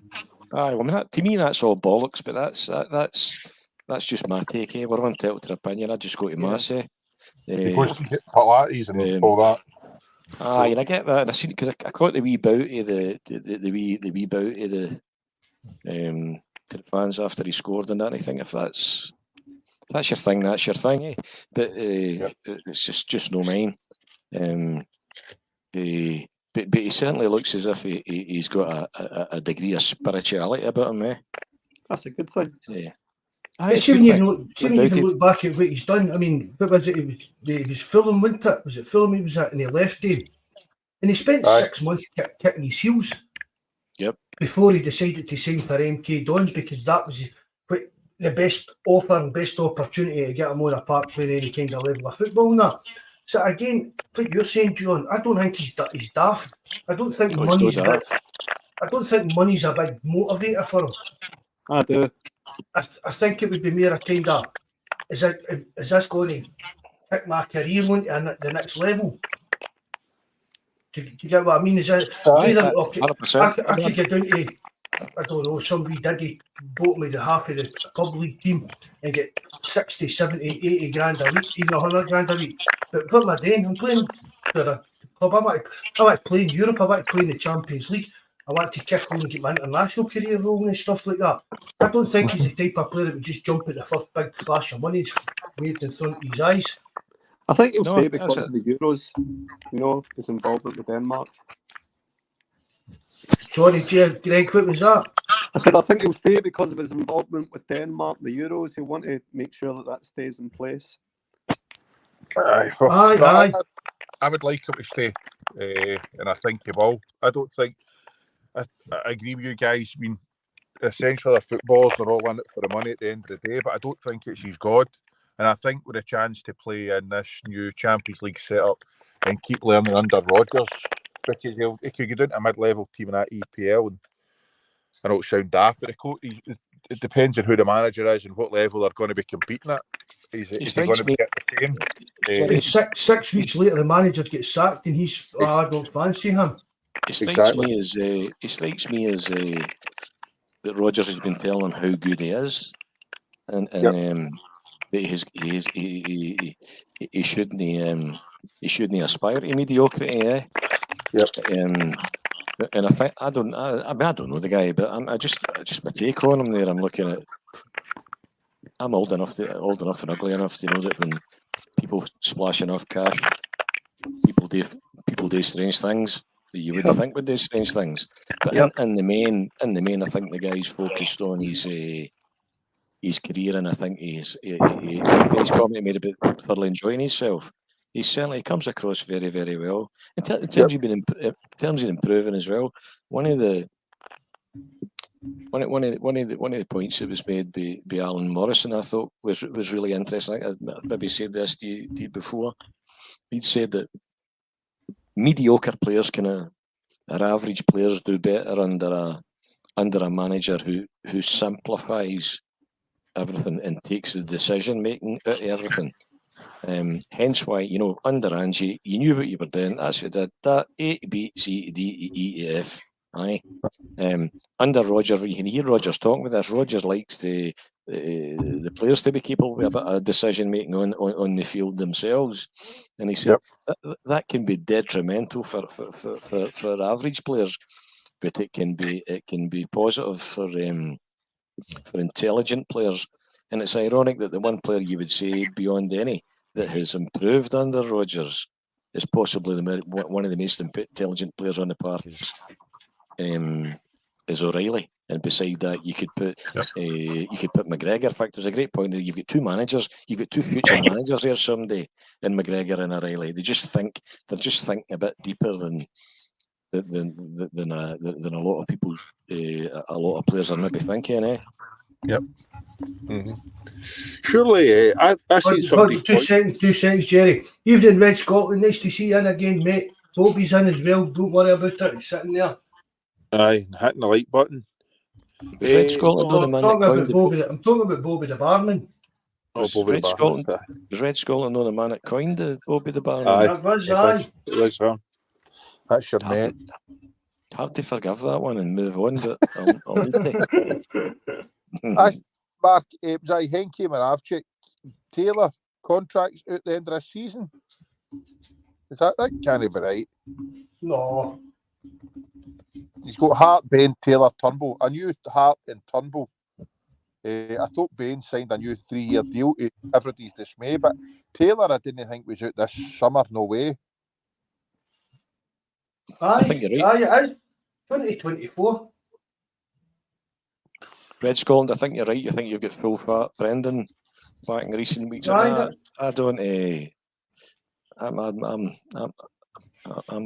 really a fan of arrogance, but I wasn't really too upset with his comments. I've been here. Every time I've been here, the Rangers were coming, and we're now in manager number 5. So I think you're right. He always looks as if he's got his mojo back a wee bit. Mm-hmm. Hopefully, he's been told he's getting a few quid to spend in January and the summer and get the players in that he wants. No, wait, by the way, it's 2025. Aye, I didn't think we'd let him get to January renewing. I don't know if it's a Sky Sports link. I don't know if I can put if links will come up. I seen another That's one. Aidan Nicholson. I agree with you. Virgil van Dijk and Larson are probably the only two that's left us and went on to something a bit higher and better. Over all the years, that's the two players out of everybody that's left that was going to bigger and better things. They're the only two that's maybe went and done something when they've left. Brian McClure. Who? Brian McClure. Never heard of him. Who's he? I seen him at one of the games not that long ago. He's not looking the healthiest right enough. He's like a big vital man of Borneo, isn't he? Aye. Yep. Big long He's beard. like big jabber if he grey hair. Well, I was going to say it. I thought I better not be that cruel. Even the beard and the hair and that. He's turning into fucking Roy Keane. Aye, with that the stupid beard. But no, Larson and in my opinion, Larson and Van Dijk are only two that's kind of went on recent years. I've done anything for all the ones that have went think they were going to bigger and better things because the grass isn't always greener. And I think a lot of these players realise it when they leave, how big a mistake they went and how big a club they were at. But their bank balance kind of breaks it. Do you know what I mean? I love it saying Douglas. That's a good. I mean, Douglas probably going to bigger and better things doing at Liverpool and that. You guys are older than me, right enough. So you say. I mean, mind the twos have met you.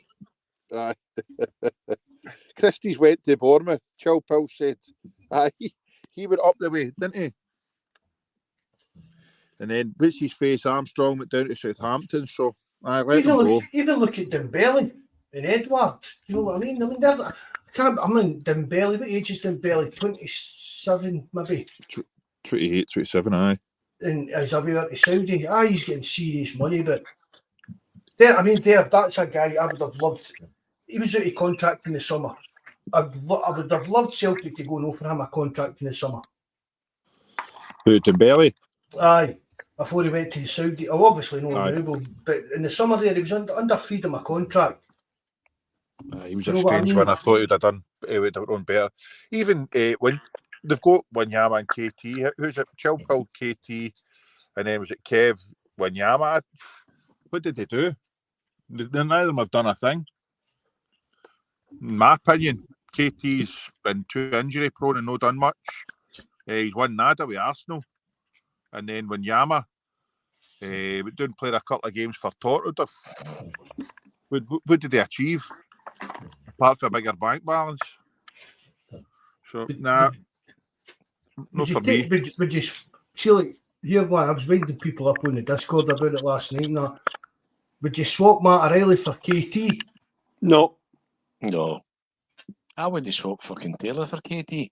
Me too. I was saying to them on the Discord, we need to try and start this wee bit of a rumour after it.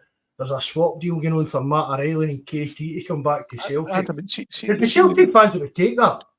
See the KT bandwagon that started rolling. People wanted I'd have been gutted for Taylor. For a boy that walks out the door and the guy gives you. And I know sentiments. He plays for sentiment in business as well. But KT's had his time. Yeah, had his time. Don't. One of the best bits of advice ever I got was, don't look back. You're not going that way. That's it. He chose to. He made his choice. Mm-hmm. And for me, whether it was the right choice, I don't know. But he's got to kind of live with that. I tell you, I think it would totally skinner me. See if he ever makes a reappearance somewhere like that. That'd be right up there with the kind of Roy Keane stuff. I wear the hoops once I'm Aye, that just does my nothing. I mean, I love Roy Keane, you know that, but I wasn't too happy about Celtic kind of saying it was that time and the way things were and that. You can't come at the time at case of Roy Keane or the case of Kieran Tierney. If you can't stay or come in your prime, don't come and don't come back. Yep. I mean, again, he's became a rich, very rich young man. Money that I'll change his kids. I don't know if he's got kids yet, but it'll change his kids' lives, it'll change his grandkids' lives and stuff like that. But I mean, if he stayed at Celtic, he'd still be one of our kind of heroes. Do you know what I mean? It was really, really a kind of booting the stains away. KT left. There'll not be many Celtic players using a food bank this Christmas, Mark. No. You'll make Henke saying your TT left beloved Celtic before 10 in a row. That was one of the sticking points as well with me. Do you know what I mean? How big that season was. Fanboy left. Aye, the biggest guy with standing there with Roy Taylor singing back to the Green Brigade and stuff like that. Yep. You there, Jerry? Oh. I don't know what happened there. I was talking. Aye, you hear me? Aye, must have been the shite filter that kicked you out. Aye, I can hear you. It must have been the shite filter that kicked you out. It started getting good there, and then it just lost you. See, there's a funny thing, and I don't know if there's any truth in this, but it's a rumours page, and through there's San Fran Celtic is saying Lowell would have pushed KT out the door. Well, that rumour was there at the time. I saw a similar rumour circulating in relation to Rodgers' departure, in light of the £9 million compensation that was available for Leicester. Now, whether there's any truth in that, nobody will never know. But they were arguing about that in the chat, John, the other night.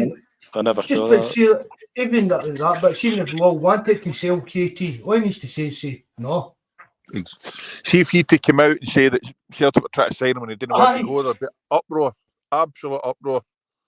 And that's my only opinion. I think if you imagine if KT at the time he came out and says, "Look, I'm been forced out of here. I don't want to leave," they'd be hell to pay. They'd be going tonto. That's why. See if Rodgers doesn't get back here. I mean, we don't. I've still got question marks about the whole Rodgers thing. If Rodgers doesn't get back to the board here, if something goes P-tong here, I hope he throws him under a bus and just tells us all what the crack is. If he hits the Terminado point again. I agree. I hope he comes out and tells it, because you take one thing, you'll leave with more respect if he does that. 100%, mate. 100%. Love it. Peter Log doesn't get a bonus. It's in the accounts. He gets, it's about, what is it, 40 grand a year or something like that he gets. He's had plenty of bonuses over the years, right? Aye. When he was the CEO. No, he was the highest paid CEO in British football. Eh? Aye, but all that's he was 1 year, £3.5 million was his earnings 1 year. He doesn't need much to that. I'm reckoning he's no rushing down to the post office to cash his pension every fortnight. Eh? Aye. But still, again, it's on the accounts. All this stuff about Peter. Peter Law gets money after Celtic. It's about 40 grand a year, and it seems to be a kind of what all the board get apart from Michael Nicholson. Is it maybe the finance director, that guy Riley? Mm-hmm. Do you know what I mean? But there's no bonus. Peter Law doesn't get a bonus. He'll get money after shares in that. The same as Dermot Desmond that does. But he doesn't get any bonuses or anything like that. That's not just internet stuff. And John spreading his mouth. John wants to take our Law. That he's jealous or something like that. You're into Jerry. Well, at least John would spend the cash, mate. He could take any bonus he wants as long as he's going to spend the cash and transfers. I mean, he was getting the next highest CEO was at Arsenal at the time, John. Yep. Wasn't it? And it was unbelievable that a Scottish club was paying a CEO that kind of money. It really was. Even now, you've got 384 members of the board. I said to you before, individually earning more than the First Minister, the Prime Minister, and the Chancellor Exchequer are earning collectively. And they gave themselves, a 40-60% pay rise or whatever, eh? Yeah. Even Dr. Strangelove, nice to see you again, mate. Hail, mate. I think it was Dr. Strangelove, in fact, was it? No, it was going on about the... It was Rodgers that was forced out the last time in the chat, was it no? There was a couple of them, John's talking about it anyway, saying that Rodgers was forced out over a £9 million. He didn't want to go, but he was getting forced to go then and there for the £9 million. But it was the first time I've heard it, mate. I hadn't heard of that before. I hadn't heard it either, but I just think when you speak about Long and Hardy, you wouldn't rely on that. Aye, no, agreed. See if anybody's sitting here confident they're going to do what they need to do in the January transfer one day. You know, you've got more faith than I've got, and I hope I'm eating my words. I hope at the end of January I'm eating my words and say, well, I got that wrong. The board were bigger than I thought they were. But there's nothing historically to tell me that I should be believing that the board are just about to produce the goods. There's up there for Henke. There's last accounts is $207,000 for Mackay, $150,000 bonus for Nicholson. That was a weird Jimmy that Mackay, wasn't it? Yep. I mean, see when he was brought in as CEO, right? Now, Nicholson had been there for 10 years before Mackay was appointed. See if Nicholson had been the man for the fucking job and he'd been there for 10 years, why didn't anybody know that and why did they appoint Mackay in the first place? That's at the time as well, John. See that type of level, it's not as if you're sitting there and you fire in your CV through and he does something like that. Do you know what I mean? It's all the press, or Celtic had hired this big fancy recruitment company down in London to fund the new CEO. And since we through, well, you're higher up more this knowledge than me, John. How many interviews and all that kind of stuff would you need to become a CEO of a company the size of Celtic? You're talking at least 3 or 4 official kind of meetings and stuff, ain't you? The point is, he's been sitting there for 10 years before Mackay's appointed. So why was he not appointed? Why Mackay must have had something that they knew that Nicholson didn't have. And Mackay then departs the scene, and Nicholson's now your man. Man, it's honking. You know, your CEO gets brought back as a chairman, contrary to kind of any recognised business principle. And they tell us that they've scored Europe for the best in recruitment, and they come back with the chairman's fucking boy, who was previously the City Group's content manager or something. He certainly was never head of recruitment. No. I mean, you couldn't write this. I mean, Muggins, we're all turning up, handing over our cash, eh? Talk about recruitment, Marco. You made a wee dig on the forum after Bernardo's recent performances. Should the recruitment get a pat in the back for it, or should we still be criticising something along their lines? Just tongue in cheek trying to get a rise off of people, but it's just the same thing. There's always, it's like, Peter, it's like, Peter Law this, Peter Law that, but again, he's done a lot of good. He's done us a lot of harm. He's done us a lot of good. It's like, Tim Alloy the other day. Did you see what Tim Alloy put on the forum? Can't mind me. I read it. It was absolute nonsense. It was just absolute nonsense. Brendan Rodgers, his own words were, we've hit a brick wall with recruitment or something. I read it, mate. Just making shit up. That doesn't help anybody when people are just making stuff up. And the thing about it was, that was Celtic sites. That was their headline. And see like these decent Celtic bloggers that call it, it's just MSM or whatever it is you say. They would have been raging if the Daily Record had put that spin on Rodgers' words that they taught a brick wall and there was not happening. But that's just what it was all about. Clickbaiting people, Celtic fans, click on this. So all Tim Alloy just saw that headline and boom, he's only put a post up on the forum. And just made up, nothing even true about it. I sometimes struggle to I know Law's up for criticism, but I'm old enough to remember characters like Terry Cassidy at Celtic. Aye. And Pete McLean. that whole crowd. I mean, that was brutal. So when you think back to what we had, I know that it's up for conversation as to whether or not Lowell is positive or negative, but I hark back to days when it was very, very dark. So I'd like to think that he's done a lot of positive things as well. He has, Greg, but he's done good business-wise. But for them to think that we're a big football club, they're going to start. They've not got the right. It comes down to they've not got the right people in the right places. They've not got enough footballing people in. It's all businessmen. So a club like Celtic in the SPL sitting with 70-odd million in the bank and getting hammered in Europe, I don't know how that makes good business sense to them, because it's not ideal. And nobody's denying that he's brought us in. Some of the money that he's brought us in has been fantastic. But some of the stuff he's done with penny pensions for players and no release.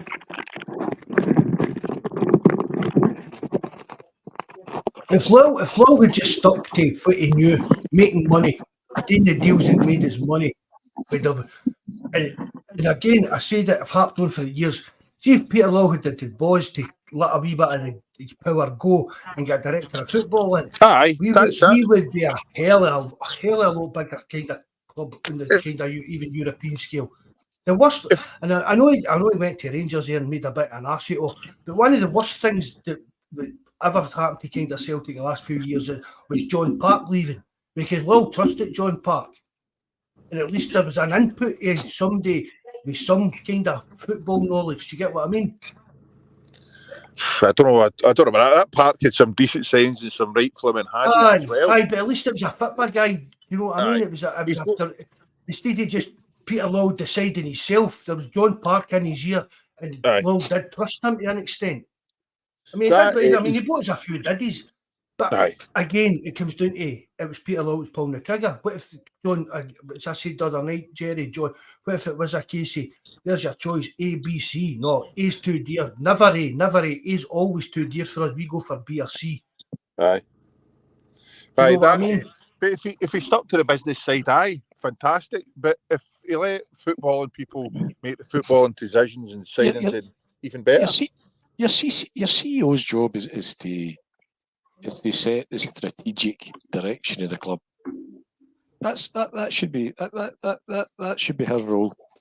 And that's what I'm saying. If you're going to go and buy any company tomorrow, the first thing you would say to them, right, shows your business plan, eh? What is Celtic's aims and objectives, and that's two different things. Two words that's generally put together, but they're two totally different things. What's the aim here?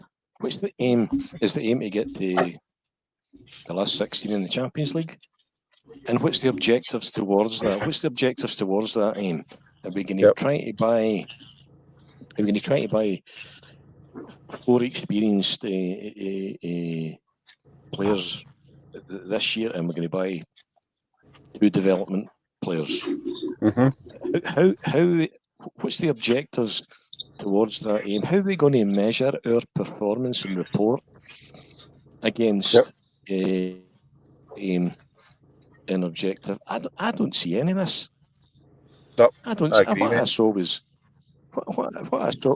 saw was arrogant bastards who had at the AGM who had sanitised any questions that were going to be asked. Didn't he answer anything of any importance? That when he was asked why his boy was back there, was he the best we could get? All and crack jokes about fucking the last time Rangers were awarded a penalty, John Gregg was playing. You're like, behave yourself. It's that's just playing to the room, playing to the gallery, and that. Look at the way they go, Tonto. They don't get something and they go daft. They're write letters coming out and saying, "Nah, we just sit there like flipping lapdogs and say nada." I told you why that was. The bottom line is, and I'm convinced you're an anti-establishment support. You're not an anti-establishment club. You've got a Tory board here whose aspiration increasingly appears to me to be the establishment club. We are the people. In terms of no rocking the ball, and I said to you before, they will fail, and they will continually fail, because it doesn't matter how many arses they kiss, they will never be the establishment club, because they'll always be paddies and takes. That's the bottom line. It's they'd be better. They'd be better. You know, I would seriously, not only would I question their competence, I question their integrity. Mm-hmm. I'm a bit like that, John, because I think Celtic's got the power, they've got the money, they've got the clout to stand out and kind of make the changes in the Scottish game that's needed. Yep. Do you know what I mean? It's like, all we want is like a fair playing field. Do you know what I mean? We don't want any favours for refs and stuff like that. But that is their normal. That's what Ibrox's normal playing field is. Do you know what I mean? But Celtic should be coming out and pushing for changes in Scottish football across the board, whatever it is, whether it's referees, whether it's VAR, whether it's anything. The amount of money that we've got, the power that we've got, we're well liked with UEFA and that, the European Club Association, because of Daddy Lowell, obviously, but fair dues, that's an in for us. So Celtic should be pushing for this. We should be at the forefront. See, like the Rangers coming out and saying, we want to hear the audio for this penalty stuff and that. Celtic should come out and say, aye, so do we. Because it's not got to change anything. It's not got to change the result of the game or nothing. You know what I mean? But that's the case, but it's opening a can of worms. Yep. Because then, in a couple of weeks' time, what's stopping, I don't know, Kilmarnock coming out and saying, here, wait, we lost to a dodgy Rangers penalty. We want the audio for that. Because there's a precedent set. Yep. And it's a kind of, I read a good blog after James Forrest earlier when talking about it. And it's a pantomime that's going on between Rangers and SFA, you know. Because Rangers know they're not going to release that audio. Rangers have heard it, because all the Sky guys have heard it and everything. Do you know what I mean? It's out there, so they must have heard it. So it's not going to serve any point. And James Forrest said about something about was it Bobby Madden that was on Radio Scotland or something, and even they were talking about it could open a can of worms, and it's not the road we want to get down and stuff. Because see, even Rangers will know if they get down that road, it's going to bite them on the backside, because it's them that are gaining the most for all these dodgy decisions. They're not bright enough to figure that out, but they're not bright enough to figure that out. There's Red Scotland made a good. If Celtic became the establishment club, I could never support them. You know, we need to ask ourselves. You really need to. You need to ask yourself: Is this the club that you grew up supporting? San Fran Celtic, Paddies and Tags FC, I'm in. Says a man after my own heart. Somebody was asking what would make us happy. What would make you happy in this January transfer window, John? How many signings or outgoings, or what would make you happy with this window? Well, obviously you need the squad needs trimmed. I mean, that's incompetence in itself. We reckon there's 150 grand at a rough count going out the door weekly for to pay people that are absolutely nowhere near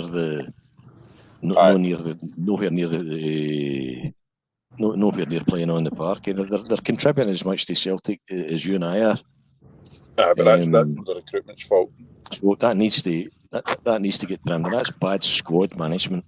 Yep. And squad management is part of this whole the speed of recruitment, the turnover that Angie was talking about as well.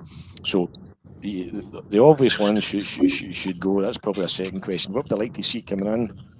First and foremost, if I was only going to get one, it would be a striker every day of the week. If I could get two, it would be a striker and a left back. Yep. If I could get three, it would be a striker, a left back, and a winger. And if I could get four, it would be a striker, a left back, a winger, and a goalkeeper in that order. Now that's not going to happen. No, that's just not going to. You're not going to buy somebody that's better than Kyogo better than Palmer or Abada, better than Taylor, and better than Hart in this window. Aye. So that would be my firsts. Then the outgoings, Mikey Johnson. I thought you'd have went for the chairman first there, John. Seeker, that's a given. Seekhurst.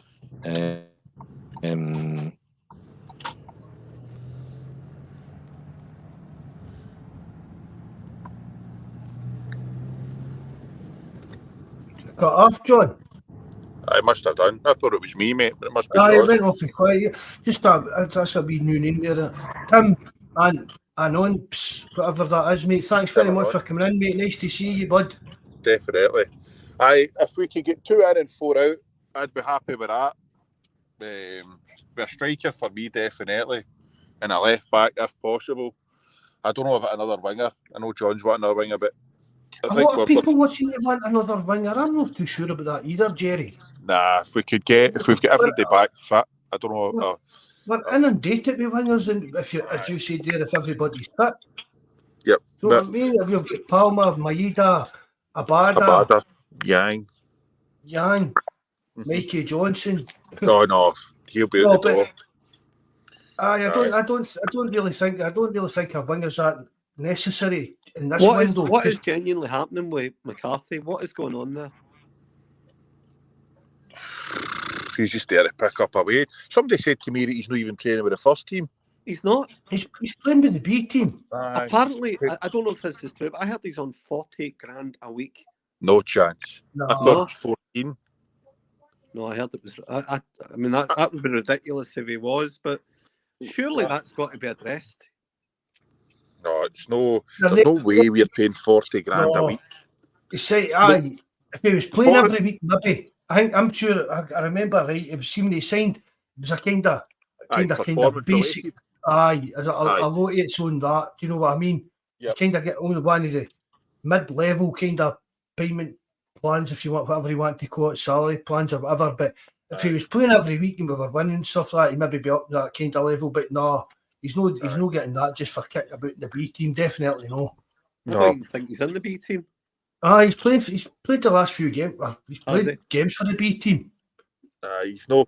We should have signed him a right good few years ago. He came when he was up and over and past it. Unfortunately, he was a cracking player in the day. But no, he's done. But he needs to go. About Seagrass Johnson, I heard that this year. I read that there was talk teams in for Bernardo for Argentina back home. I would hunt him because he's never going to cut the mustard. Then you've got the likes of, is it Kwon? The 2 Japanese boys. And Kobayashi. Big Kobayashi. So I know you need to trim the dead wood. There's no point having them about the place. Gets rid of some of that dead weight and move on for there. If we could get a few of them, 3 or 4 of them, and get a striker and a left back in, I'd be over the moon. What about the boy from Dundee, Owen Beck? He's been recalled by Liverpool. Oh, I heard And that. they're not selling him. Nah, he looks Andy Roberts.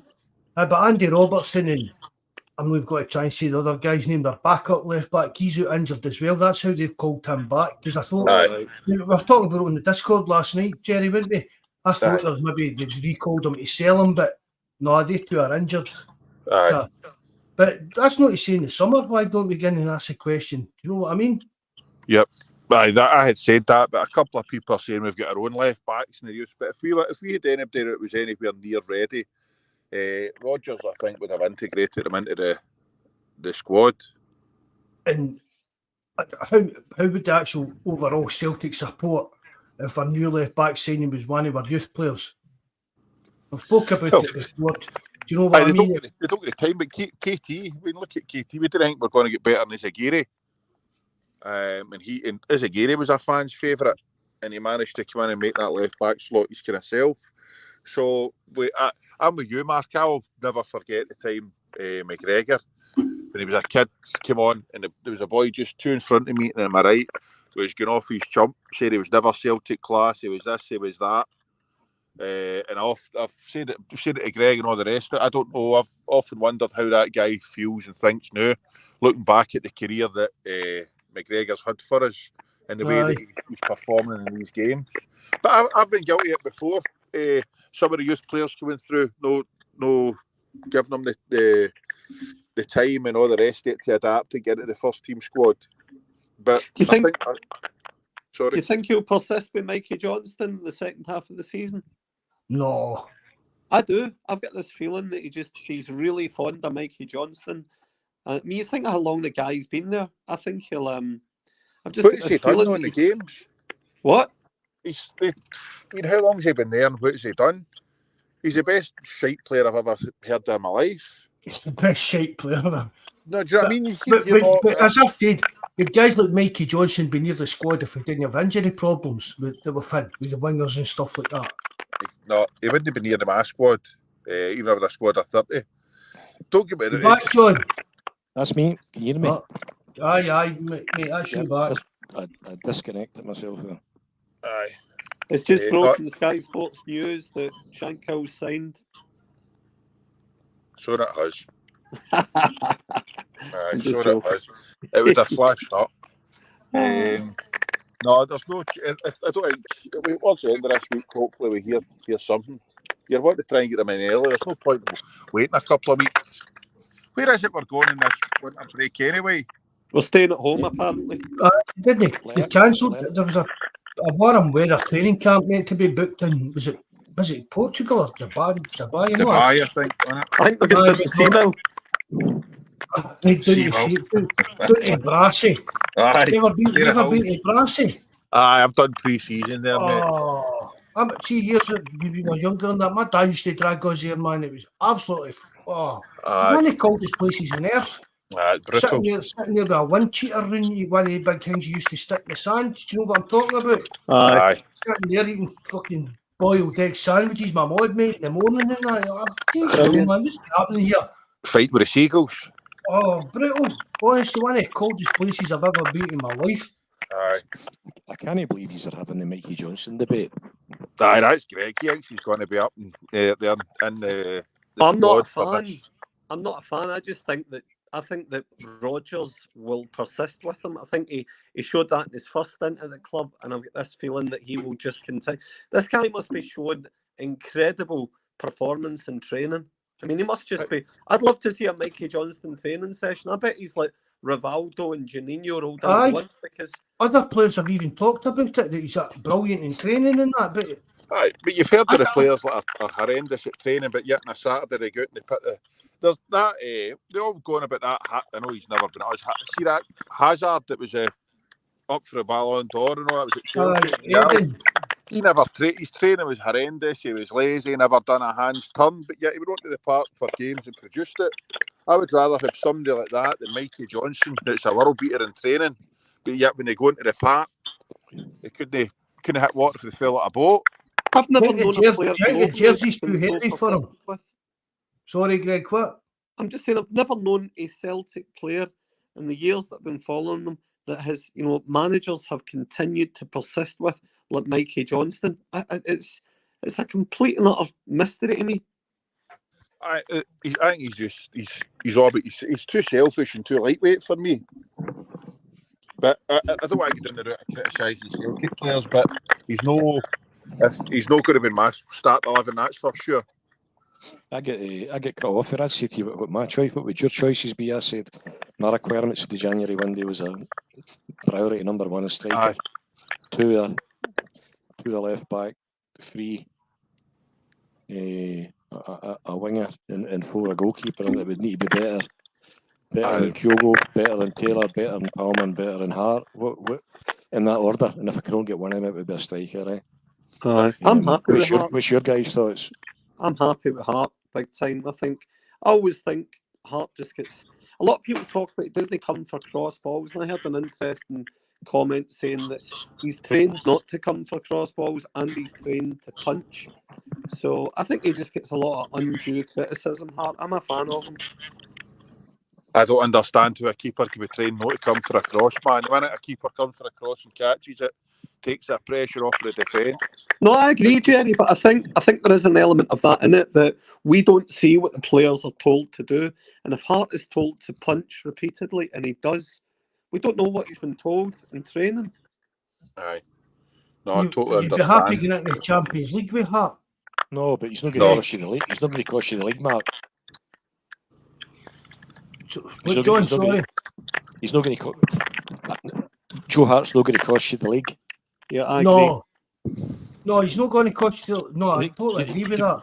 I don't think a goalkeeper's a priority for January. That's the kind of point I was getting. But unless it was going to be like we were bringing him in January to blend him into the team, get him used to being in the squad, blah blah blah, to have ready to be our new number one next season. I'd have thought it's unlikely. Probably the goalkeeper replacement is probably the most difficult. Aye. For every team, there's 11 players. There's only one goalkeeper to pick. Aye. So it's we're not going to replace our number one keeper in January. No chance. So he's done well for us, but his time's up in the summer. Yep, but he's not going to cost you the league. Greg Taylor's not going to cost you the league. Look at Modric is available. But you need to put the ball in the net at the other end, and you've got Yang, Tatati, Maeda, all the way to the Asian Cup, and you're left. Thankfully. I mean, you could just about see when Kyogo didn't. Kyogo didn't get in the asked to the cup. You could just about see Pistol Pete putting the cheque back in the drawer. Yep. No, I'm with you, John. I think we need a striker first and foremost. 100%. If we can get one player in, and then if we can get, I don't think we'll get four. If we get one or two in and 3 or 4 off, I think that would be a right good January window. And you're geared up. Even as Mark had said, see, there is going to be players out of contract that would do us a turn. If we could get Bosman's lined up or whatever, then ideal. But if we could get 1 or 2 in and 3 or 4 out the door, I'd be happy. Somebody messaged me just. I can't remember the guy's name. If somebody in the chat can maybe come up with it. A German left back playing in America. No, it was no German left back. It was at Ajax in Bayern Munich. No. He's a forward, you know. Yeah, that boy's forward. They were talking about there was a boy at Ajax. He'd been at Ajax and he's been at Bayern Munich. He's only like 23, 24. I think he's at Rapid something. Kai Wagner. Kai Wagner, that's the guy's name. Kai Wagner? Never heard of him, mate. No, neither did that. Somebody messaged me talking about him the other day, so I'm not too sure whether it was just that we could maybe look at him or whether there was something in it. Tony Cruz available on a free contract. Who's the 33-year-old goalkeeper? I think he'll be going to Saudi Arabia, wouldn't he? Aye. Who's the 33-year-old goalkeeper we were going to be looking at somewhere? Was it Ipswich or something? I think he used to play for St Mirren, Darcy or something like that. See if he comes, that would just finish me. Aye, that'd be nice. No, I agree with you. That would be Peter Law written over the top of it. Yeah. See, I've spoken about that on podcast before. See, like when we come to replace Hart, do we go for another kind of Hart signing? No, or number do we one. Go for no, but like a guy that's in his 30s, a good goalkeeper, but just coming to the end of his career, or do we go for somebody to make it to make their career? Because it's weird how we've gone. I mean, guys like Craig Gordon, Joe Hart. So whenever. Apart from Fraser Foster, it's been always like Barkas was young, wasn't he? It's probably all perception, but I mean, there's Eden saying there, he said a keeper 24, 25, and they mentioned the boys at Real Madrid. See, personally, I would prefer an experienced pair of hands. Angus Gunn. I'd be happy with Angus Gunn. 100%, and an experienced pair of hands. Age doesn't affect a goalkeeper the way that affects an outfield player, eh? You've still got your best years ahead of you when you're finished out in the park. So I'm not sure. I'm not sure I get the 24, 25-year-old. What's the goalkeeper? But what's the Real Madrid boy calls it? Look at what's his name? Lennon, was it no? Lennon. Aye. Yep. We must be able to pick up an experienced, proven keeper that still has a few years in him somewhere. Oh, It's an improvement in Joe Hart. That's the ideal. That's the kind of ideal situation. But yep, it's just. I mean, it's like there's somebody said about the Liverpool boy at Kelleher. I mean, he's hardly even played any games, hasn't he? No. No. But again, neither had Fraser Forster. And man, asking if Seagrass just became shite. He's been wanting to move to Australia for the last 7-8 months. I don't know why. I don't know why he came back. See, when we went to Japan on that tour, I actually expect him just to jump the plane for Japan to Australia, and that would have been him away. Unless I mean, it was his woman, wasn't it? His woman's a big social media star out in Australia or something like that.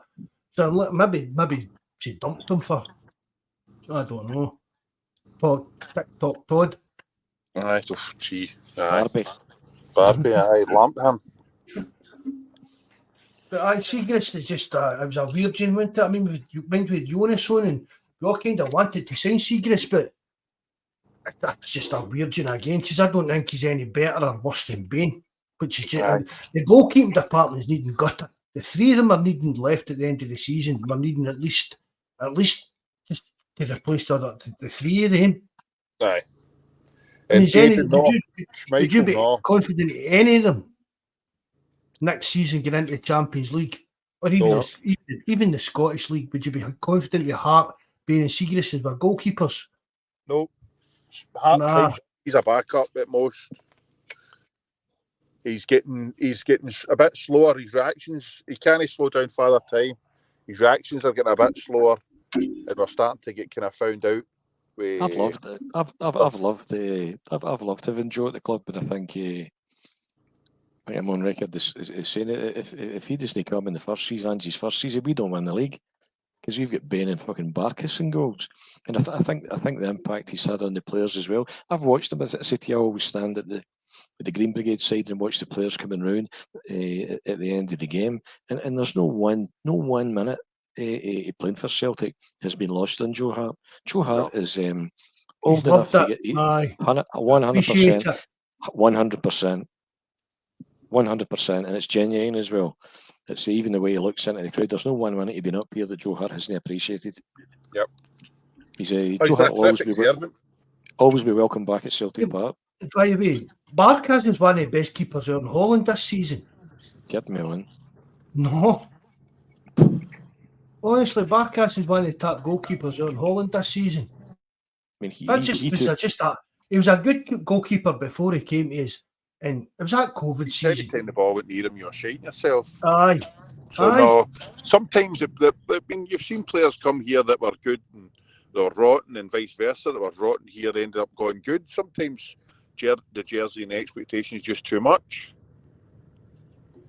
So it's just sometimes players just make a bad move. Chris Sutton going to Chelsea. There, Greg Summers saying he's a hero. He's a hero in Utrecht. Aye, the Utrecht fans love Barkas, and even the club's putting out showreels. He saves and stuff like that. I mean, I was impressed with him signing for us. It didn't work out, and I said it all along. See, at one point, he'll come back and bite us in the bum in a Champions League qualifier or something like that. I think to stand back here and see the big picture again.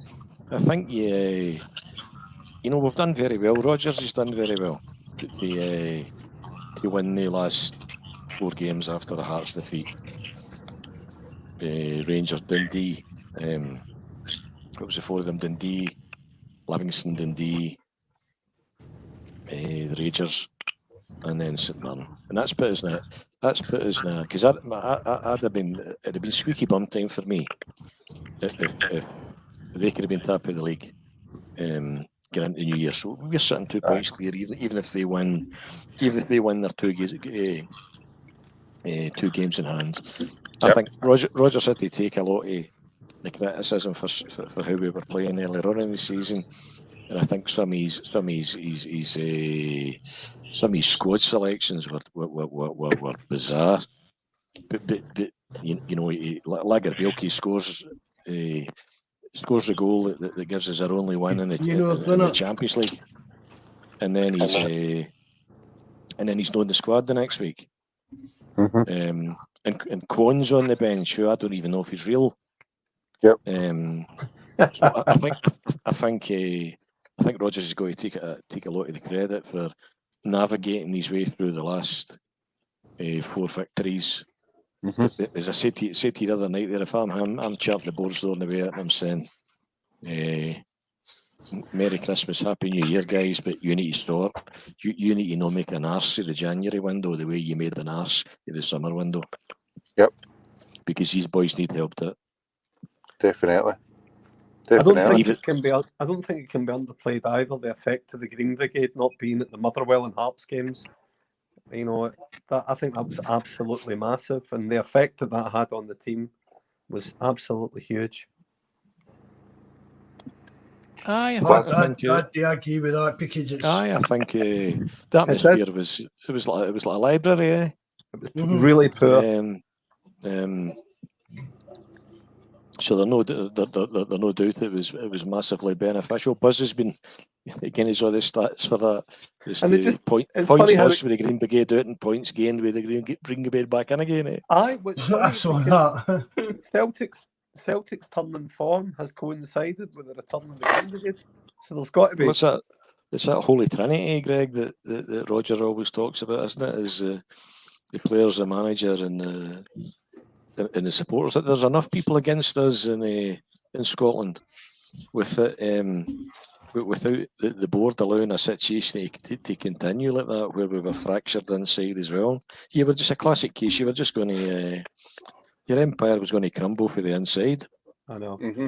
You know, if ever we're going to lose this league or lose our superiority, it's not going to be Rangers that's going to tumble.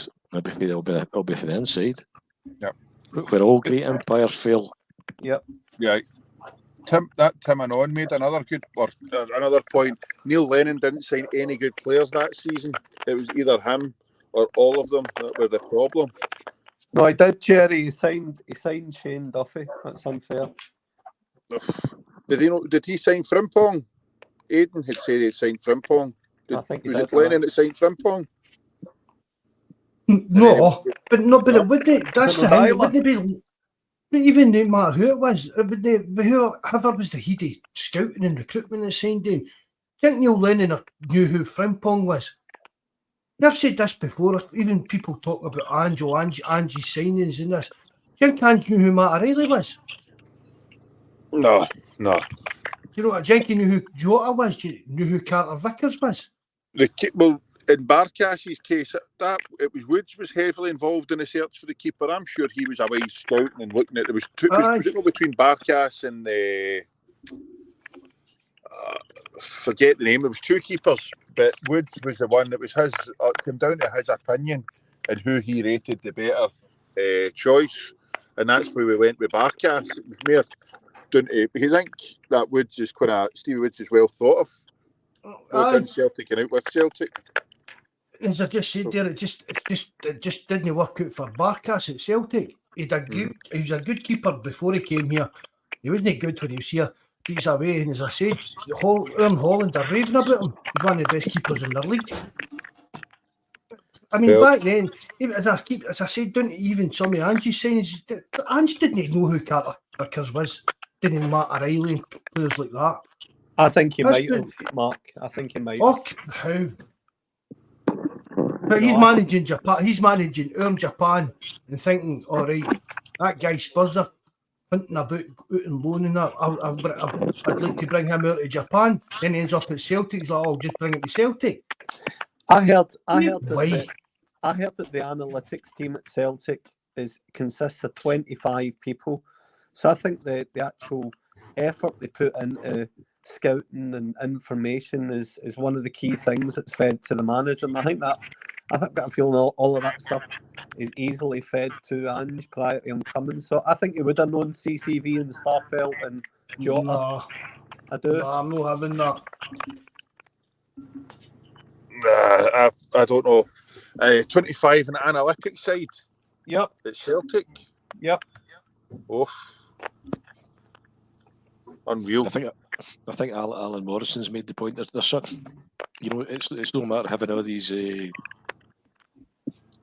positions in place, having your data analysts and sports scientists, but who are these people? Because something went P-tong for Rodgers coming originally and tell us how much we had progressed since his departure and how we had ticked all these boxes from effectively to tell you after the summer window that it wasn't working, because he needed 4 bits of quality, he didn't get them, and now he's still telling us that he needs. Apparently, he needed 4, he lost 3, and we now need 1 or 2. My arithmetic's generally quite good. There's something doesn't stack up. So you might have a wee office sitting with that stuck on the door, data analyst, but who's in there? Who is it? You know, Must be some size of office for 25 at the minute. Alan Morrison, metaphorically, it's Alan Morrison keeps asking about, you know, is there somebody there that can analyse this data? Is there somebody there that knows what they're doing with it? And for me, that's what it lacks. Your accountant should just be crunching the numbers. See, when you're running a company, your accountant guy doesn't need to know anything about the company. All he needs to see is figures. Profit, loss, liquidity, all of the above stuff that bores the arse off normal men. You know, he doesn't need to know anything about what that business is doing. Yep. Where's the football man at Celtic Park?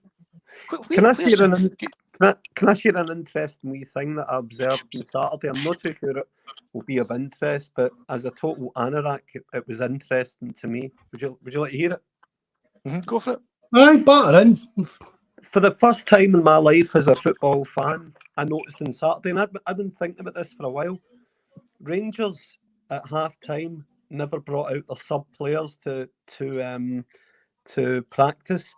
And I thought it's a really good point, right? Because if you are dictating to your team what you want them to do, would the subs not need to be a part of that message at half-time? And I looked and I wondered what, it obviously didn't make any difference, but I just thought, you know, that fine detail, there was no Rangers players at half-time practicing, but yet the Celtic players were. I'm just wondering what your thoughts on that are. I don't know. If he's not going to be making them the substitutions right there and then, do they need to know? I mean, they could be you've seen all of them when they're getting warmed up, they're ready to go, and they're sitting there with the guy with a laptop or whatever, bits of paper telling them where they're going to be, what they're wanting them to do. Or there's a flip side, it could have been the environment of 50,000 Celtic fans. They weren't wanting them out there being subjected to any more than they needed to be. Aye. I just found it interesting. I've always thought that it's a prime time to tell the subs as well what they might be required to do at half-time. So why would they be out not hearing the message from the manager? I'd never seen it before, and I thought, oh, that's interesting. Yeah. Who cares about them? In terms of, as I said, that's Rodgers has done fantastically well, getting his. He carries the can for. He carried the can for, but in terms of winning the last 4 games, get us into the new year top of the league. For me, the managers produced the goods. The players have produced the goods. I think watching the St Mirren game last night, after watching the Rangers game on Saturday, you'd be willing to say, "Aye, we have turned a corner." But so the managers produced the goods. The players have produced the goods. It's now time for the board to produce in the recruitment team. When I use that term board, I use that term to include the recruitment. You see, getting criticised sometimes. The banter piece, does the board pick the players? No, they don't. But they put in place the recruitment team that pick the players. So ultimately, they carry the can. It's time for the board to produce the goods. And this window's going to tell us. this window's going to tell me everything I need to know. And I think I said to you before, and I'm sensing I'm sensing an anger among the Celtic support, and an awareness that I don't think I've been that I've sensed before. Did we go over the top though after the Hearts game? As a support, aye, did we go over the top? Because no. I was looking at Steen's loss rate today, and Steen had I think 60 losses in 400, just over 400 odd games, and I'm thinking that's quite a lot, you know. And we're going absolutely ballistic after 2. Aye, but look what he won. Look what he won. There was not. See, to be honest, no, I don't think we have, and I agree with you, John. I think there's an anger bubbling away with the Celtic fans just now. But I'm one of them, because the board are selling us short. They think it's fine to be sitting there with money in the. But you see, if we never had the 70 odd million, you'd still be looking for them to do a wee bit more, go that extra mile for us, because we all know none of us are daft. If we had added the quality in the summer, we'd have done a far better job in Europe this season. And see that business plan, Jerry. You talk about that business plan about quit streams, injectors. How are we going to get? How are we going to get there? How are we going to measure that? How are we going to measure our performance towards that, and deliver these objectives towards that aim? All of the above. Even more fundamental than that, you've got a board that's sitting there thinking, when I didn't take my Champions League packages this year, he knows if JFB doesn't take them, I've said this to you before, there's a second man to take them, right? But is there a third man? See, when I get pissed off turning up for 20 years to get pumped, and when man number 2 gets pissed off after 5 years, is there a man number 3? Could Celtic find another 60,000 to put in that stadium? Whereas for me, if you could have somebody with a vision, a Fergus McCann, that could think, wait a minute here, this is a global support. These guys will back us to their noses bleeding if we show the necessary level, necessary level of ambition. We're not expecting to win the Champions League, but no. I don't think being a Copenhagen should be beyond us. Mm-hmm. And back to, no, I that, agree with you, mate. You've not got a single fucking entrepreneur on the board. The board, other than Dermot himself. Peter Law's a millionaire because I made him one and you made him one. Yep. That's it. And you can apply that to the rest of the board. 3 of them's been on the board for 40 years. It's an echo chamber. You know, right. Peter Law standing there at the AGM telling you, oh, the gap's get wider between Champions League level and where Celtic are over the last 20 years. You say, "Aye, Peter, you were fucking CEO for 18 of them. It was you that failed, and you've gave yourself a fucking bonus." Yep. But I'm just sensing so the business model. It just seems like a total lack of vision that I'm a modern thinking, John. It's where do you know that any other company has people on the board that long? There needs to be a bit of freshness, and I think that's you've hit the nail on the head, John. With him saying it's getting wider, and Law been there for 18 years. There's a lot of stuff we can't compete with because of the money, but I think it's coming to fruition now because we as fans realise that we should be a lot further ahead that mob than we are. We should be light years ahead of them. However, the board seem to give them enough oxygen. If somebody else says to me the January transfer window is a hard transfer window, or the Scottish League isn't attractive, you are where you are. See the one thing that I liked about Angie. He dealt with the world the way it is, not the way he wanted it to be. Yep. See, if he had a big game coming up and he did 4 of his key players were out, he wouldn't have given him a second thought. He could only deal with the world. He dealt with the world the way it was, not the way he would have wanted it to be. Yep. Extremely pragmatic. Don't roll out January transfer windows too hard. Oh, whole fucking da. Scotland's pissing their rain. It's not like Spain. We're restricted by the league they're in. Who's looking at all of this? You know, we can't get to away games. We've got fans banned. Any marketing that we do have in Scottish football. The Glasgow Derby being probably the jewel in the crown. But why is SFA knocking heads here? And say, listen, guy, there's we live or die collectively here to a large extent. It's I've always said to people, if you, no part of society moves forward in isolation. No. People would like to think they can shut their door and forget. See if the guy next door to you's got a drug problem. He's going to break in and steal your telly, and that means you've got a drug problem and all. So one party says, because that's just the way it is. Where's this collective? Where's Celtic, the biggest club in Scotland? But where are we trying to influence all this? And where are we trying to? As I said, a well-run business, not a well-run football club. Yep. It's a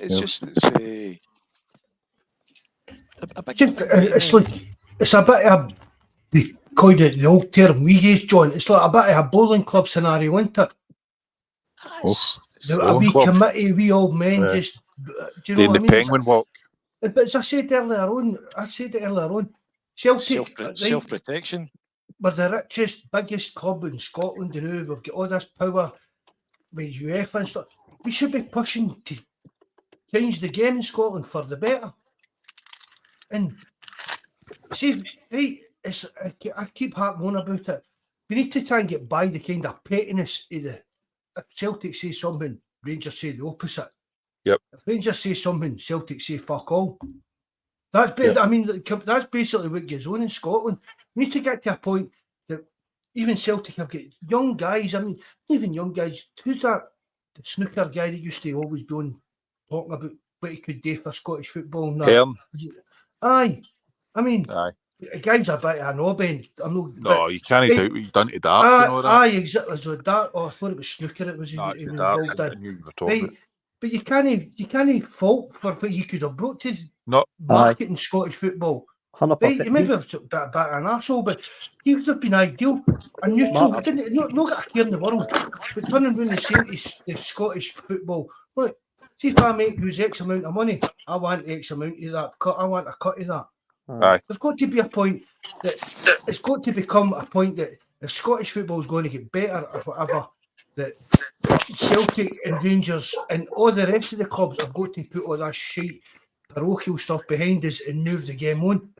Yep. Whether it's even down to the referees and VAR and all this and everything, it's got to come to a point. I mean, it's like, I go, that cinch, see the thing with the cinch deal, that would never have happened in any other league in the world. No. Can you imagine? I mean, who sponsors the club league? Is it Barclays now? Right, so so the league sponsor with Barclays. Can you imagine one of the other? I don't even know who our team sponsors are, but imagine another team sponsored by another bank, and they're like that to the pub league. Oh wait, no mate, we're not putting that Barclays hanging. We're not taking any to do with that. I bet you there's rules. I bet you there's rules in that pub league statutes and that would fine them. They could probably even get expelled from the league if they broke any sponsorship agreements and stuff like that. Aye, well, especially with the money it's getting pumped into it, mate. Aye, and things like that shouldn't be allowed to happen in Scotland.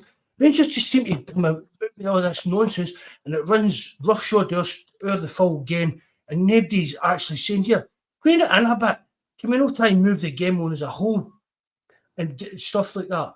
Don't even Celtic. I mean, I've said before, I know Dermot Desmond's boy, is it Ross he's called? Is it Ross? I can't mind. But I think he's got a totally different plan for Celtic than what his dad and that has. And I've said that as well.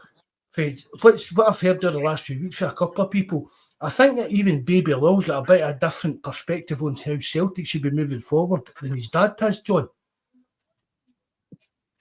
Because it's meant to be that Baby Law wanted Fonseca. That's who he wanted to bring in as a manager. Is everybody away? I don't know. I'm just pondering what you said there. I It's was just thinking about the question's massive here. Do you know it's the arse fell out my world when that summer transfer window shut. I thought, I don't even want to talk about Celtic anymore. I was going to get into that point. We're debating fucking tactics after a Champions League game. You're thinking, no, I know. this wasn't the fucking problem. No, you're asking me, you keep giving me a hanky and asking me why my nose is dripping. And the question was really, why am I keep getting the cold?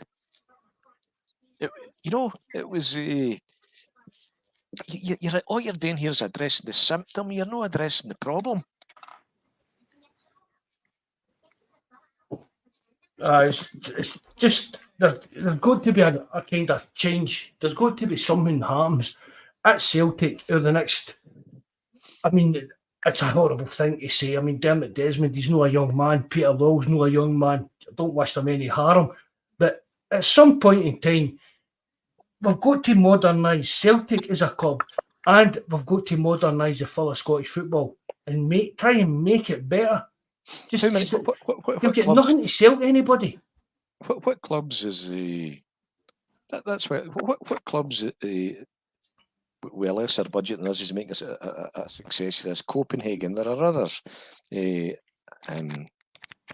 Ajax, they take the dun every now and again because of they need to let the players they've developed go, and you generally see a wee lull and then they come back again. Why are we in there asking what are you doing? Copenhagen, any chance we can come and see? Come and see what you're doing here. Where's the football man in charge? As I say, the CEO doesn't need to know how you get there. He just needs to know where you want to go and put the people in place to get you there. Exactly right. I don't know how many people in Tim, that that's Tim Annock saying float the club and see who's interested. You wouldn't be keen on that. I think Celtic would be one of the kind of, I don't know what you call it, like investment bankers or even Saudis or stuff. I don't know if I would be happy with that. And it's not going to happen. No. I mean, Dermot Desmond, his son is going to become our new owner whenever Dermot retires. He wanted to make it a family dynasty, didn't he? We don't know jack shit about him. No. I know that sounds a bit, I don't know, because Dermot Desmond's a big Celtic supporter, but for what I know, John, I know a guy who's played golf with him. I'm sure it's Ross. I know a guy who's played golf with him a few times. That he's got bigger plans for Celtic. Was it that private school with you? Hogwarts. See that one at San Fran Celtic came away with the new improved Super League will be our exit. I think that'll come to fruition in the years ahead. Yeah, I'm telling you. Money eventually it will. I mean, how long have I spoken about that on the forum for? I get all that information to like Ed O2 and that. Do you know what I mean? That will come about. Eventually, that will come about, but it'll probably be with UEFA's blessing. You think so? Eventually. They'll be backed into a corner, though. They'll be backed into a corner if these money talks now. There's no way. That's the thing. And I think if the likes of the Barca, Real, and a couple of the rest of them come out and say they're in it, they'll be back. They'll be forced to try and do something. I mean, that's the Super League. But the thing about it is, the Super League didn't give us an exit out of Scotland because it's just a kind of new improved Champions League thing. It's not a case of we're not going to be playing in Scotland anymore and stuff like that. No, I know, but I think it'll change. And no, I'm not saying right away in the next year or two, but in years down the line, I think there will be a Super League. And definitely. Why was Celtic?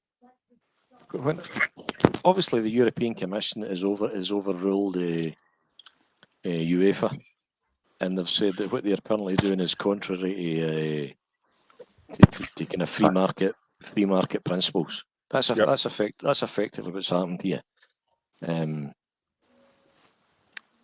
Why was Celtic one of the first clubs, and it was your man that we keep referring to here? Why was Peter Lawwell the first voice to come out and say that Celtic did not think that the Super League was the way forward? Why because would of the power that Peter Law's got to UEFA and the ECA, John. So, but what's did you automatically think that the Super League might offer us opportunities, or did you think it was a threat? I think, see the fan react, right, see for what I know, and as I said, I've spoken about this for years, and I do honestly believe that it will happen, but it was the fan reaction put a lot of the clubs that were into it first, that put them right off it.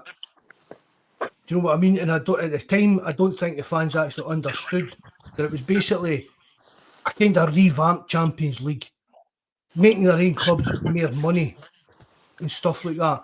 And I think because the Celtic stance, I think that was a kind of like to give, we kind of keep all the weird clubs involved and all this stuff. Do you know what I mean? Now we always talk about how we Ajax and us and stuff like that. We're all trying to keep the wee clubs getting their Champions League spots and that. I think that was a kind of shout out that this isn't going to happen. The new. See, for me, see the way they all came out down south, going off their head about it and saying it was this and that. But they were all pushing for it until the fans reacted. That's what I'm saying, Jerry. The clubs were all into it. All the clubs that were into it all kind of shat the bed when they saw the react. Mind the big announcement when it all came out and everything, and all the fans were going after not with all the big clubs. All these big clubs shat the bed after spending years talking about it. They were all going tonto about it, saying it was disgusting and it was wrong and all this shit. But they're getting made to say this by Sky. I've no doubt at all that Sky would have pulled all them in and said, look,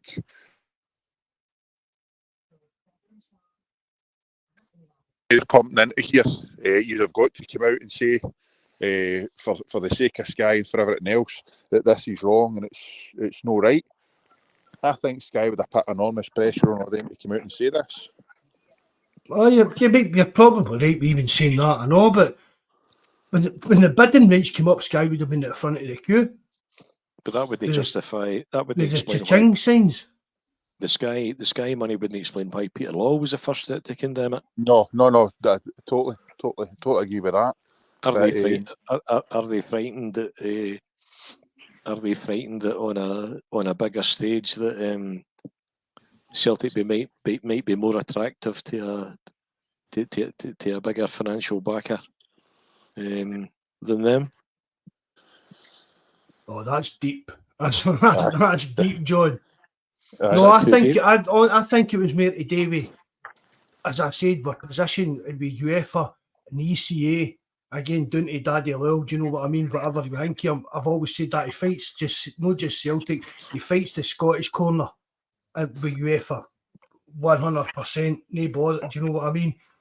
And I think that was a case I think that was kind of, because it's Celtic, because it's Peter Lawwell, I think that was a shout out to all the kind of other smallerish clubs that were maybe, oh wait, you know what's going on here, that no, we're not going down this route now. Uh-huh. And it's like, did you see Mark Hateley the day what he said? Was it the day I just heard Mark Hateley going about Celtic should give Rangers a wee horn up in this kind of Super League stuff and all that?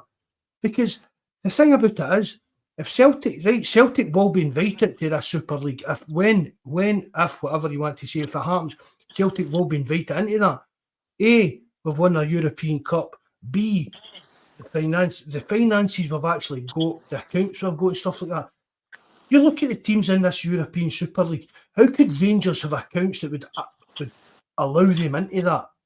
You look at the money, if you're going into a European Super League, you're wanting to see, have you get this money? Is your attendance this? Is your stadium up to scratch? Is this all done this way? Or your finances up to scratch? And Rangers would not be. I don't think Rangers would get invited into anything like that. No, there's a nice compliment for everybody. Yourself, Mark, there on the, if you read Scotland there. The depth of discussion, personalities involved, the show format without cameras and all, openness of it towards your involvement. Thanks very much. Mate. Is that your wife? Great. Fuck, no. No. Isn't sure. If he wants to be with the kind of comments, if he wants to be my bit on my side, you can get in touch with me. We'll see what happens, bud. He lost any chance. Appreciate that. He lost any chance he'd been my pal when he called me fucking Bobby the barman. I asked if I your actually wife went was on your YouTube daughter. I asked if your John wife was your after it. daughter.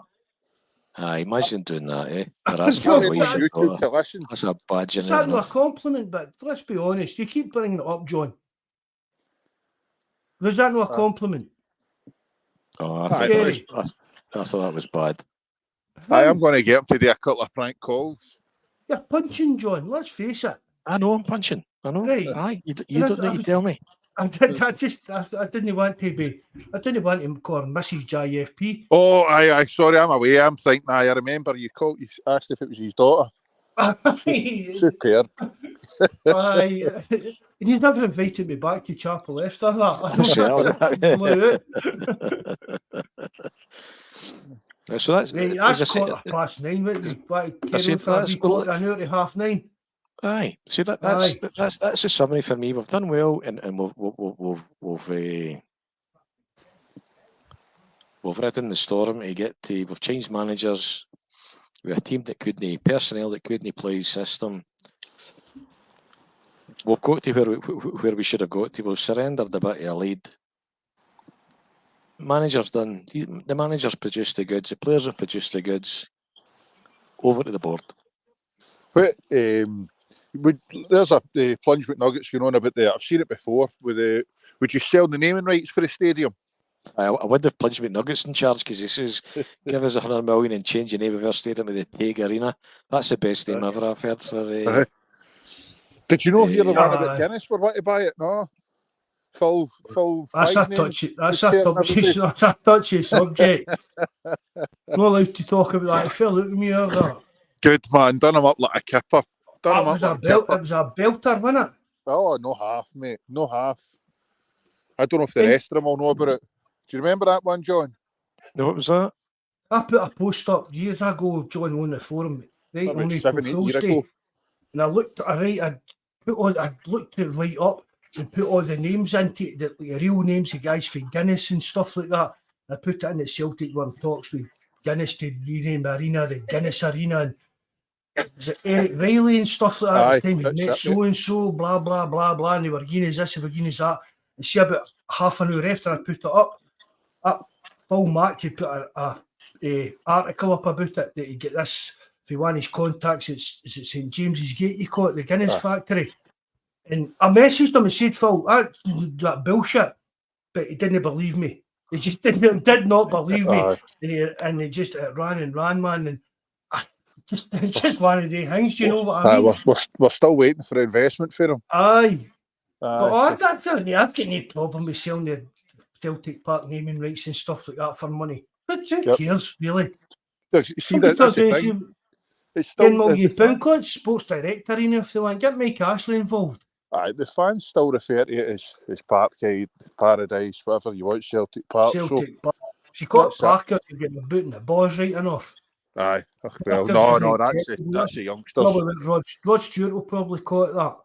Aye. No. When we go to Parker's. I was thinking that when we were playing there last night. That used to be that was the old quiz question. Was the only two parks in Scotland that were called after the team.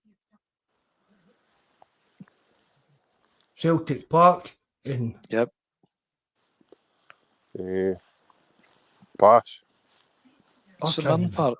St Mirren Park. Because obviously we all refer to it as Love Street, eh? Was that not what it was called? No, it's St Mirren Park. I wouldn't have known that, John. There you go. No. I found out useless information. There you go. He's got it enough. St Mirren.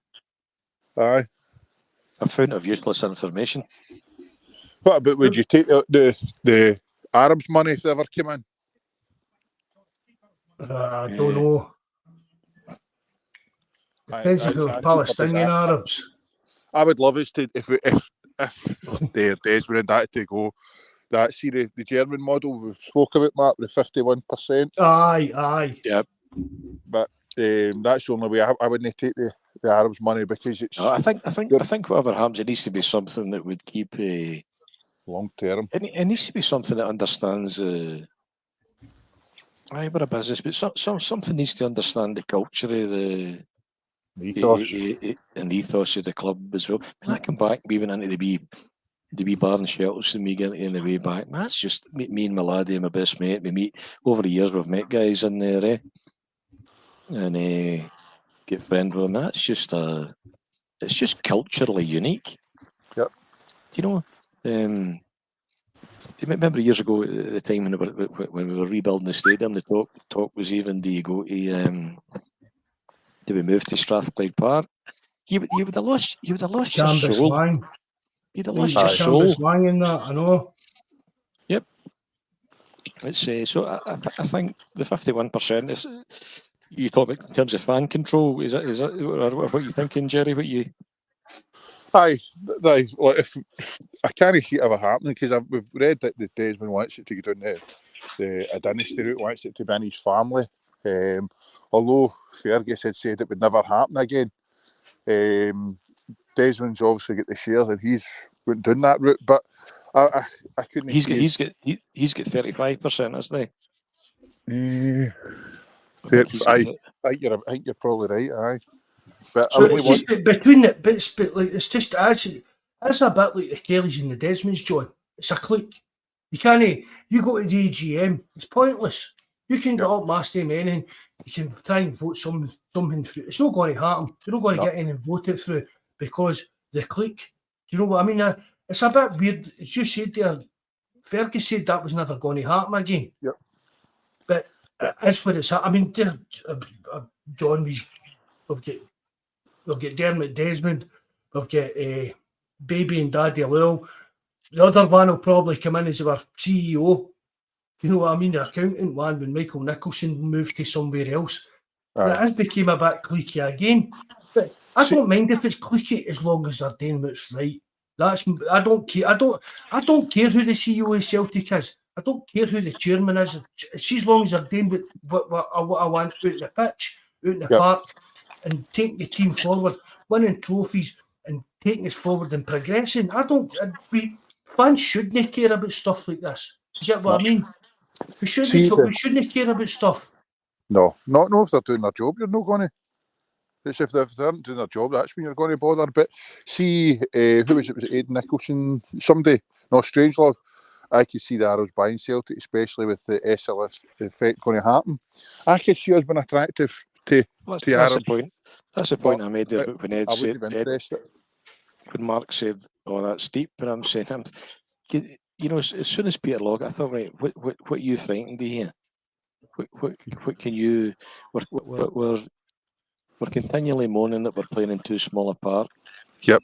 And here's a chance the European Court has overruled UEFA to give us access to potentially a bigger stage. What you find? It's what you're finding that could be Celtic could be lucrative to somebody that can somebody that could find oust you. That's the word, oust. Oust you, aye. That's it. Oust, aye. Somebody could fund us to the extent that Dermot Desmond can't. But this is the thing, long term. You're all, if you wait a minute, Jerry. What do you mean by that, John? Just what I said to you when you said that. How much Dermot Desmond can he? But we don't need Dermot Desmond's money. Dermot Desmond hasn't put much money into Celtic. No, exactly. Realistically, you know, it's what I'm saying is. But is that not the same how well our club or run is when we don't? We shouldn't need money off a guy that owns us. We're sitting there with £72 million in the bank. A good for me. We're a well-run club, but we're not spending the money as we should. But I don't want money off of Dermot Desmond propping Celtic up. So, but what's frightening Celtic about the European, about the Super League? Especially when we've been making waves, wanting to get down south and get out of this league. And I'm not saying this is that's what frightens them. But is it that Celtic could be a lucrative investment in an interesting purchase for somebody that has got access to bigger funds than they can currently do? That would be. But would you want that? I don't know. Would you want like us to become part of the City group. And No. man, and No, they that's turn what I around said. I said, we'll have and they arms turn in around and these- say, right, every one day, look, they're £100 million, batter in, do what you want with it. And it's just, No, I do you think. get what I think. mean? It's, I think. Celtic's that big, we've got that money. We shouldn't need money off of Dermot Desmond and people that's my point. See, the thing is, this is just a side point. I see Greg's put on a bit Magners and Daff a bit, Brother Walford with revealing, and it's taking money off of them after the ethos of our club, the way it was started. We would take money off of anybody, really, if they were giving us enough. Or lolling that, I think, would take money off of anybody as long as we're giving us enough. However, I don't think fans, I don't think we majority would accept oil money. Because it's long term. If you're sitting with £70 million in the bank, why do we need to turn to Dermot Desmond for an investment in the club or the team? That's my point. Why did we go elsewhere for loans? Why would we take a loan off say the likes of Co-op Bank or whoever it was, rather than take a loan off it would be an interest-free loan, you would be hoping, off the likes of Desmond if he's got that money and he's a so-called fan? Why would you take? But what do we need it for, Jerry? That's what I'm saying. What do we need a loan off anybody for? Right, okay. That's what I'm saying. There's a variety of things, man. Stadium, that training ground, the whole lot, everything needs upgraded. That long-term loan we had off a Co-op that just paid that off about 2 years ago or something, wasn't it, John? It's a long-term loan for 20-odd years to fund Martin O'Neill or something like that. See, when we paid that off, we should have tried to get another loan on they kind of deals. And then, see this kind of hotel museum thing we were planning, use it for that. That's pie in the sky, that stuff, wasn't it? But it shouldn't be. But why not get a loan, see like that Co-op loan that we've no long paid off, get another one of them for 20 years. And by the time that hotel's been running for 20 years, we'll be paying back. Itself. But aye. Yep. I mean, and the thing, see the stadium development, I don't think that would do anything for Celtic. No, you've seen it, but see if you were in, like, you're into a bigger league or expanded league or whatever, you would be able to increase the capacity.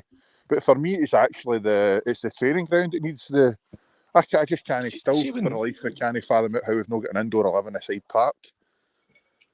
Considering where the training ground is. Sorry, John. See, but when McCann redeveloped that stadium, every season ticket holder got a letter.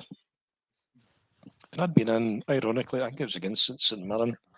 The last time they heard sack the board chants as loud as that.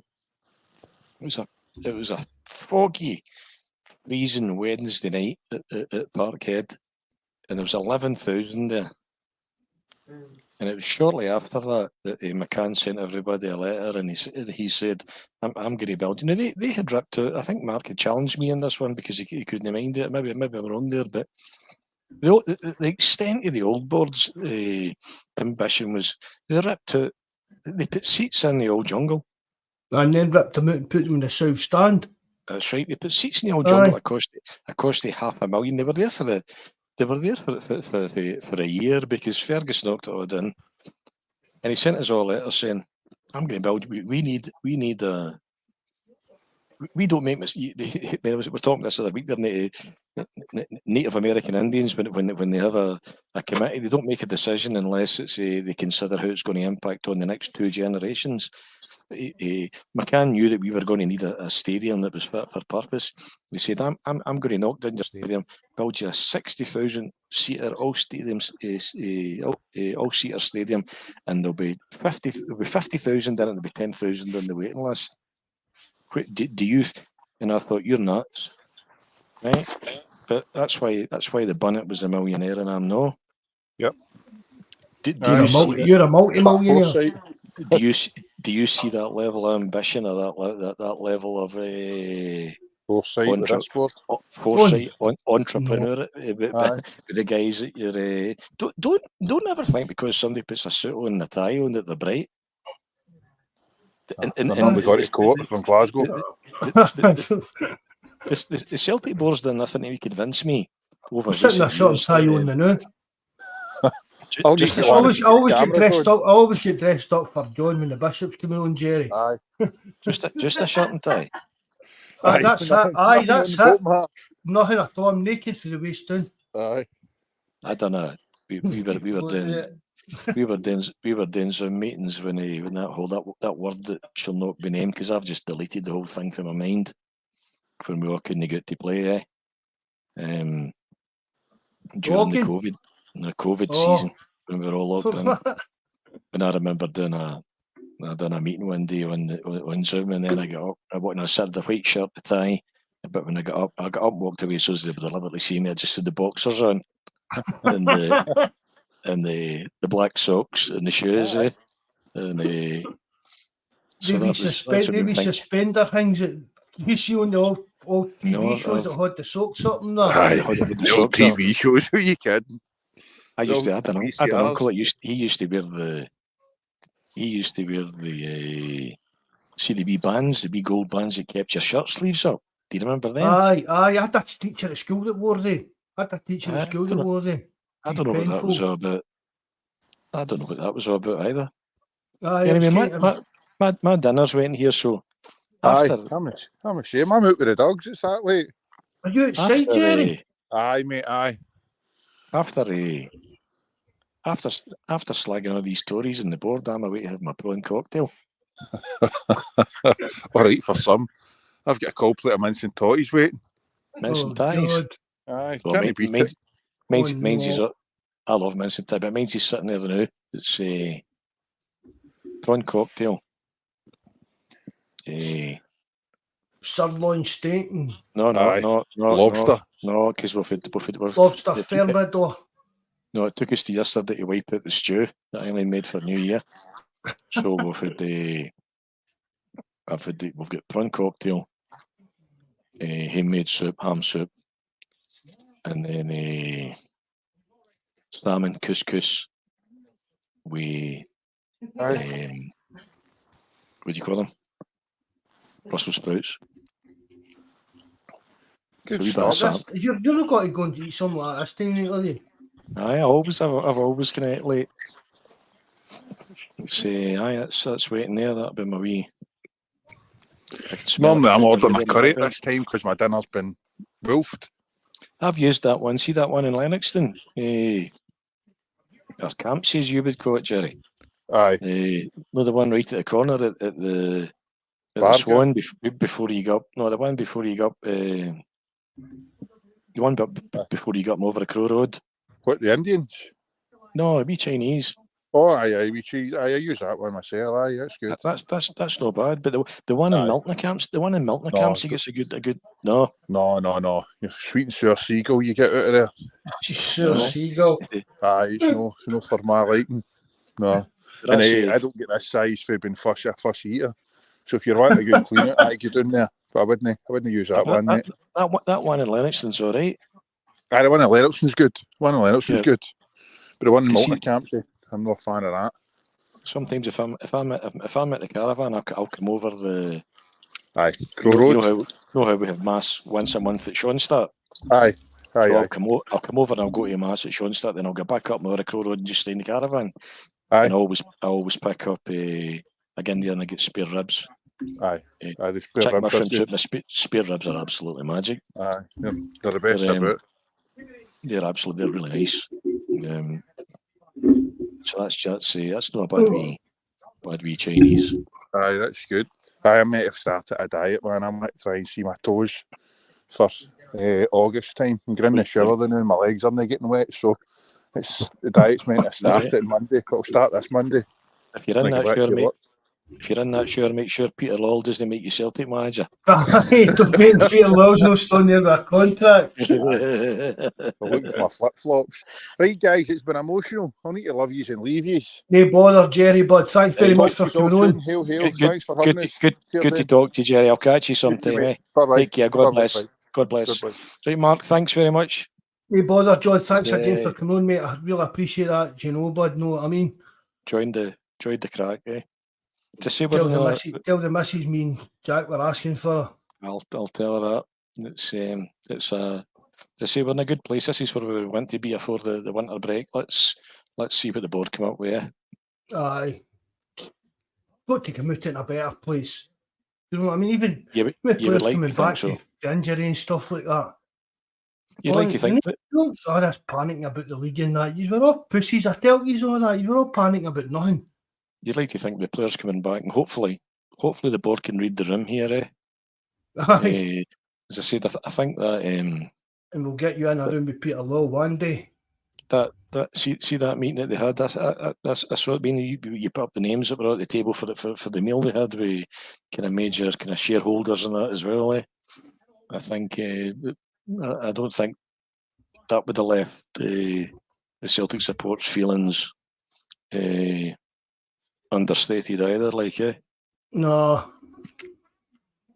So I would like to think hopefully I'll be proved wrong and they'll get it right in this January transfer window.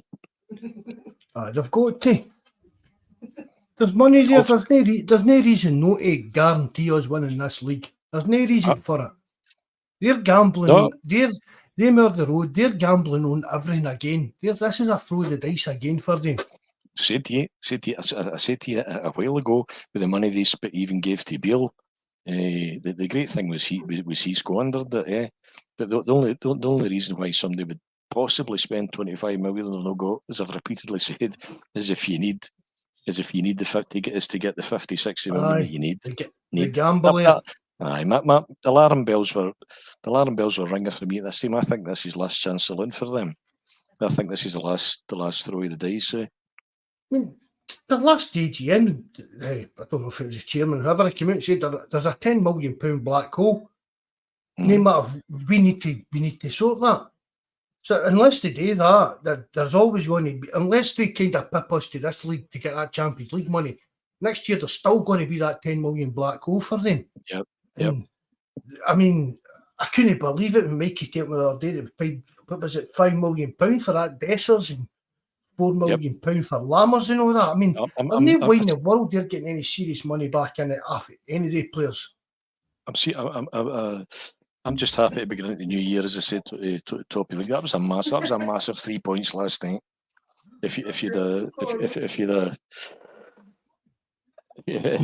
Somebody went P-tong there last night after beating them, and he'd left them an opportunity to go top of the league with winning their 2 games in hand. You know, it's psychologically, but you know what? So you're actually saying, listen, we've had a howler of a couple of months, and we're still top of the league. And that's what I kept saying, John. We were in a drop of form. We were off form, playing bad, and lost a few games. They were. That's the best. This is the best they've got. That's right. We've just beat them. We've had a bad couple of months. Changed our manager. Bad that we hadn't legislated for. Bad couple of months. Still top of the league. Ruined your festive season. Wasted your stew. And wasted your full holiday season. Yep, and appear to have driven Philippe Philop over the edge in the process. It's so happy days. I'm just hoping that the board back the manager the way he needs back, Mark, and this window. At least get me a striker. I don't care if I don't care. 100%. I don't care if I don't even get a keeper, a left back, or a winger. Just go and get a striker. And hopefully it's not that wee 5'8" boy with the bad stats for 4 million. No. Go and get somebody we know is going to come and hit the ground running and get us over the line here. Keep your neck, keep your foot in their neck as well. Right, we'll call that quits, John. Good to talk to you. And good to stay, man. We can't have talk some piss. I know. And just me and just the three is just sitting there for that's over 3 years, man. We've been on brilliant. Right, again, John, thanks very much. I enjoyed it. So thanks the message you were asking for our bud, you know what I mean? You're the same with Jack, and good night and God bless, and thanks everybody for tuning in and giving us a crack as well. And I'll catch you again sometime, all right? Right. Good night, God bless. Cheers. Hey, thanks very much, everybody. John, Jerry, Greg, I know you had a bit of problems here with your sound and stuff like that, but we appreciate everybody that joins in, tunes in, listens to us, joins in the live chat. Remember, if you know how to leave a comment on it if you can, and the mod for God, Bobby Sutherland says, hit the like button. Right, hail, lads and lassies, good night and God bless.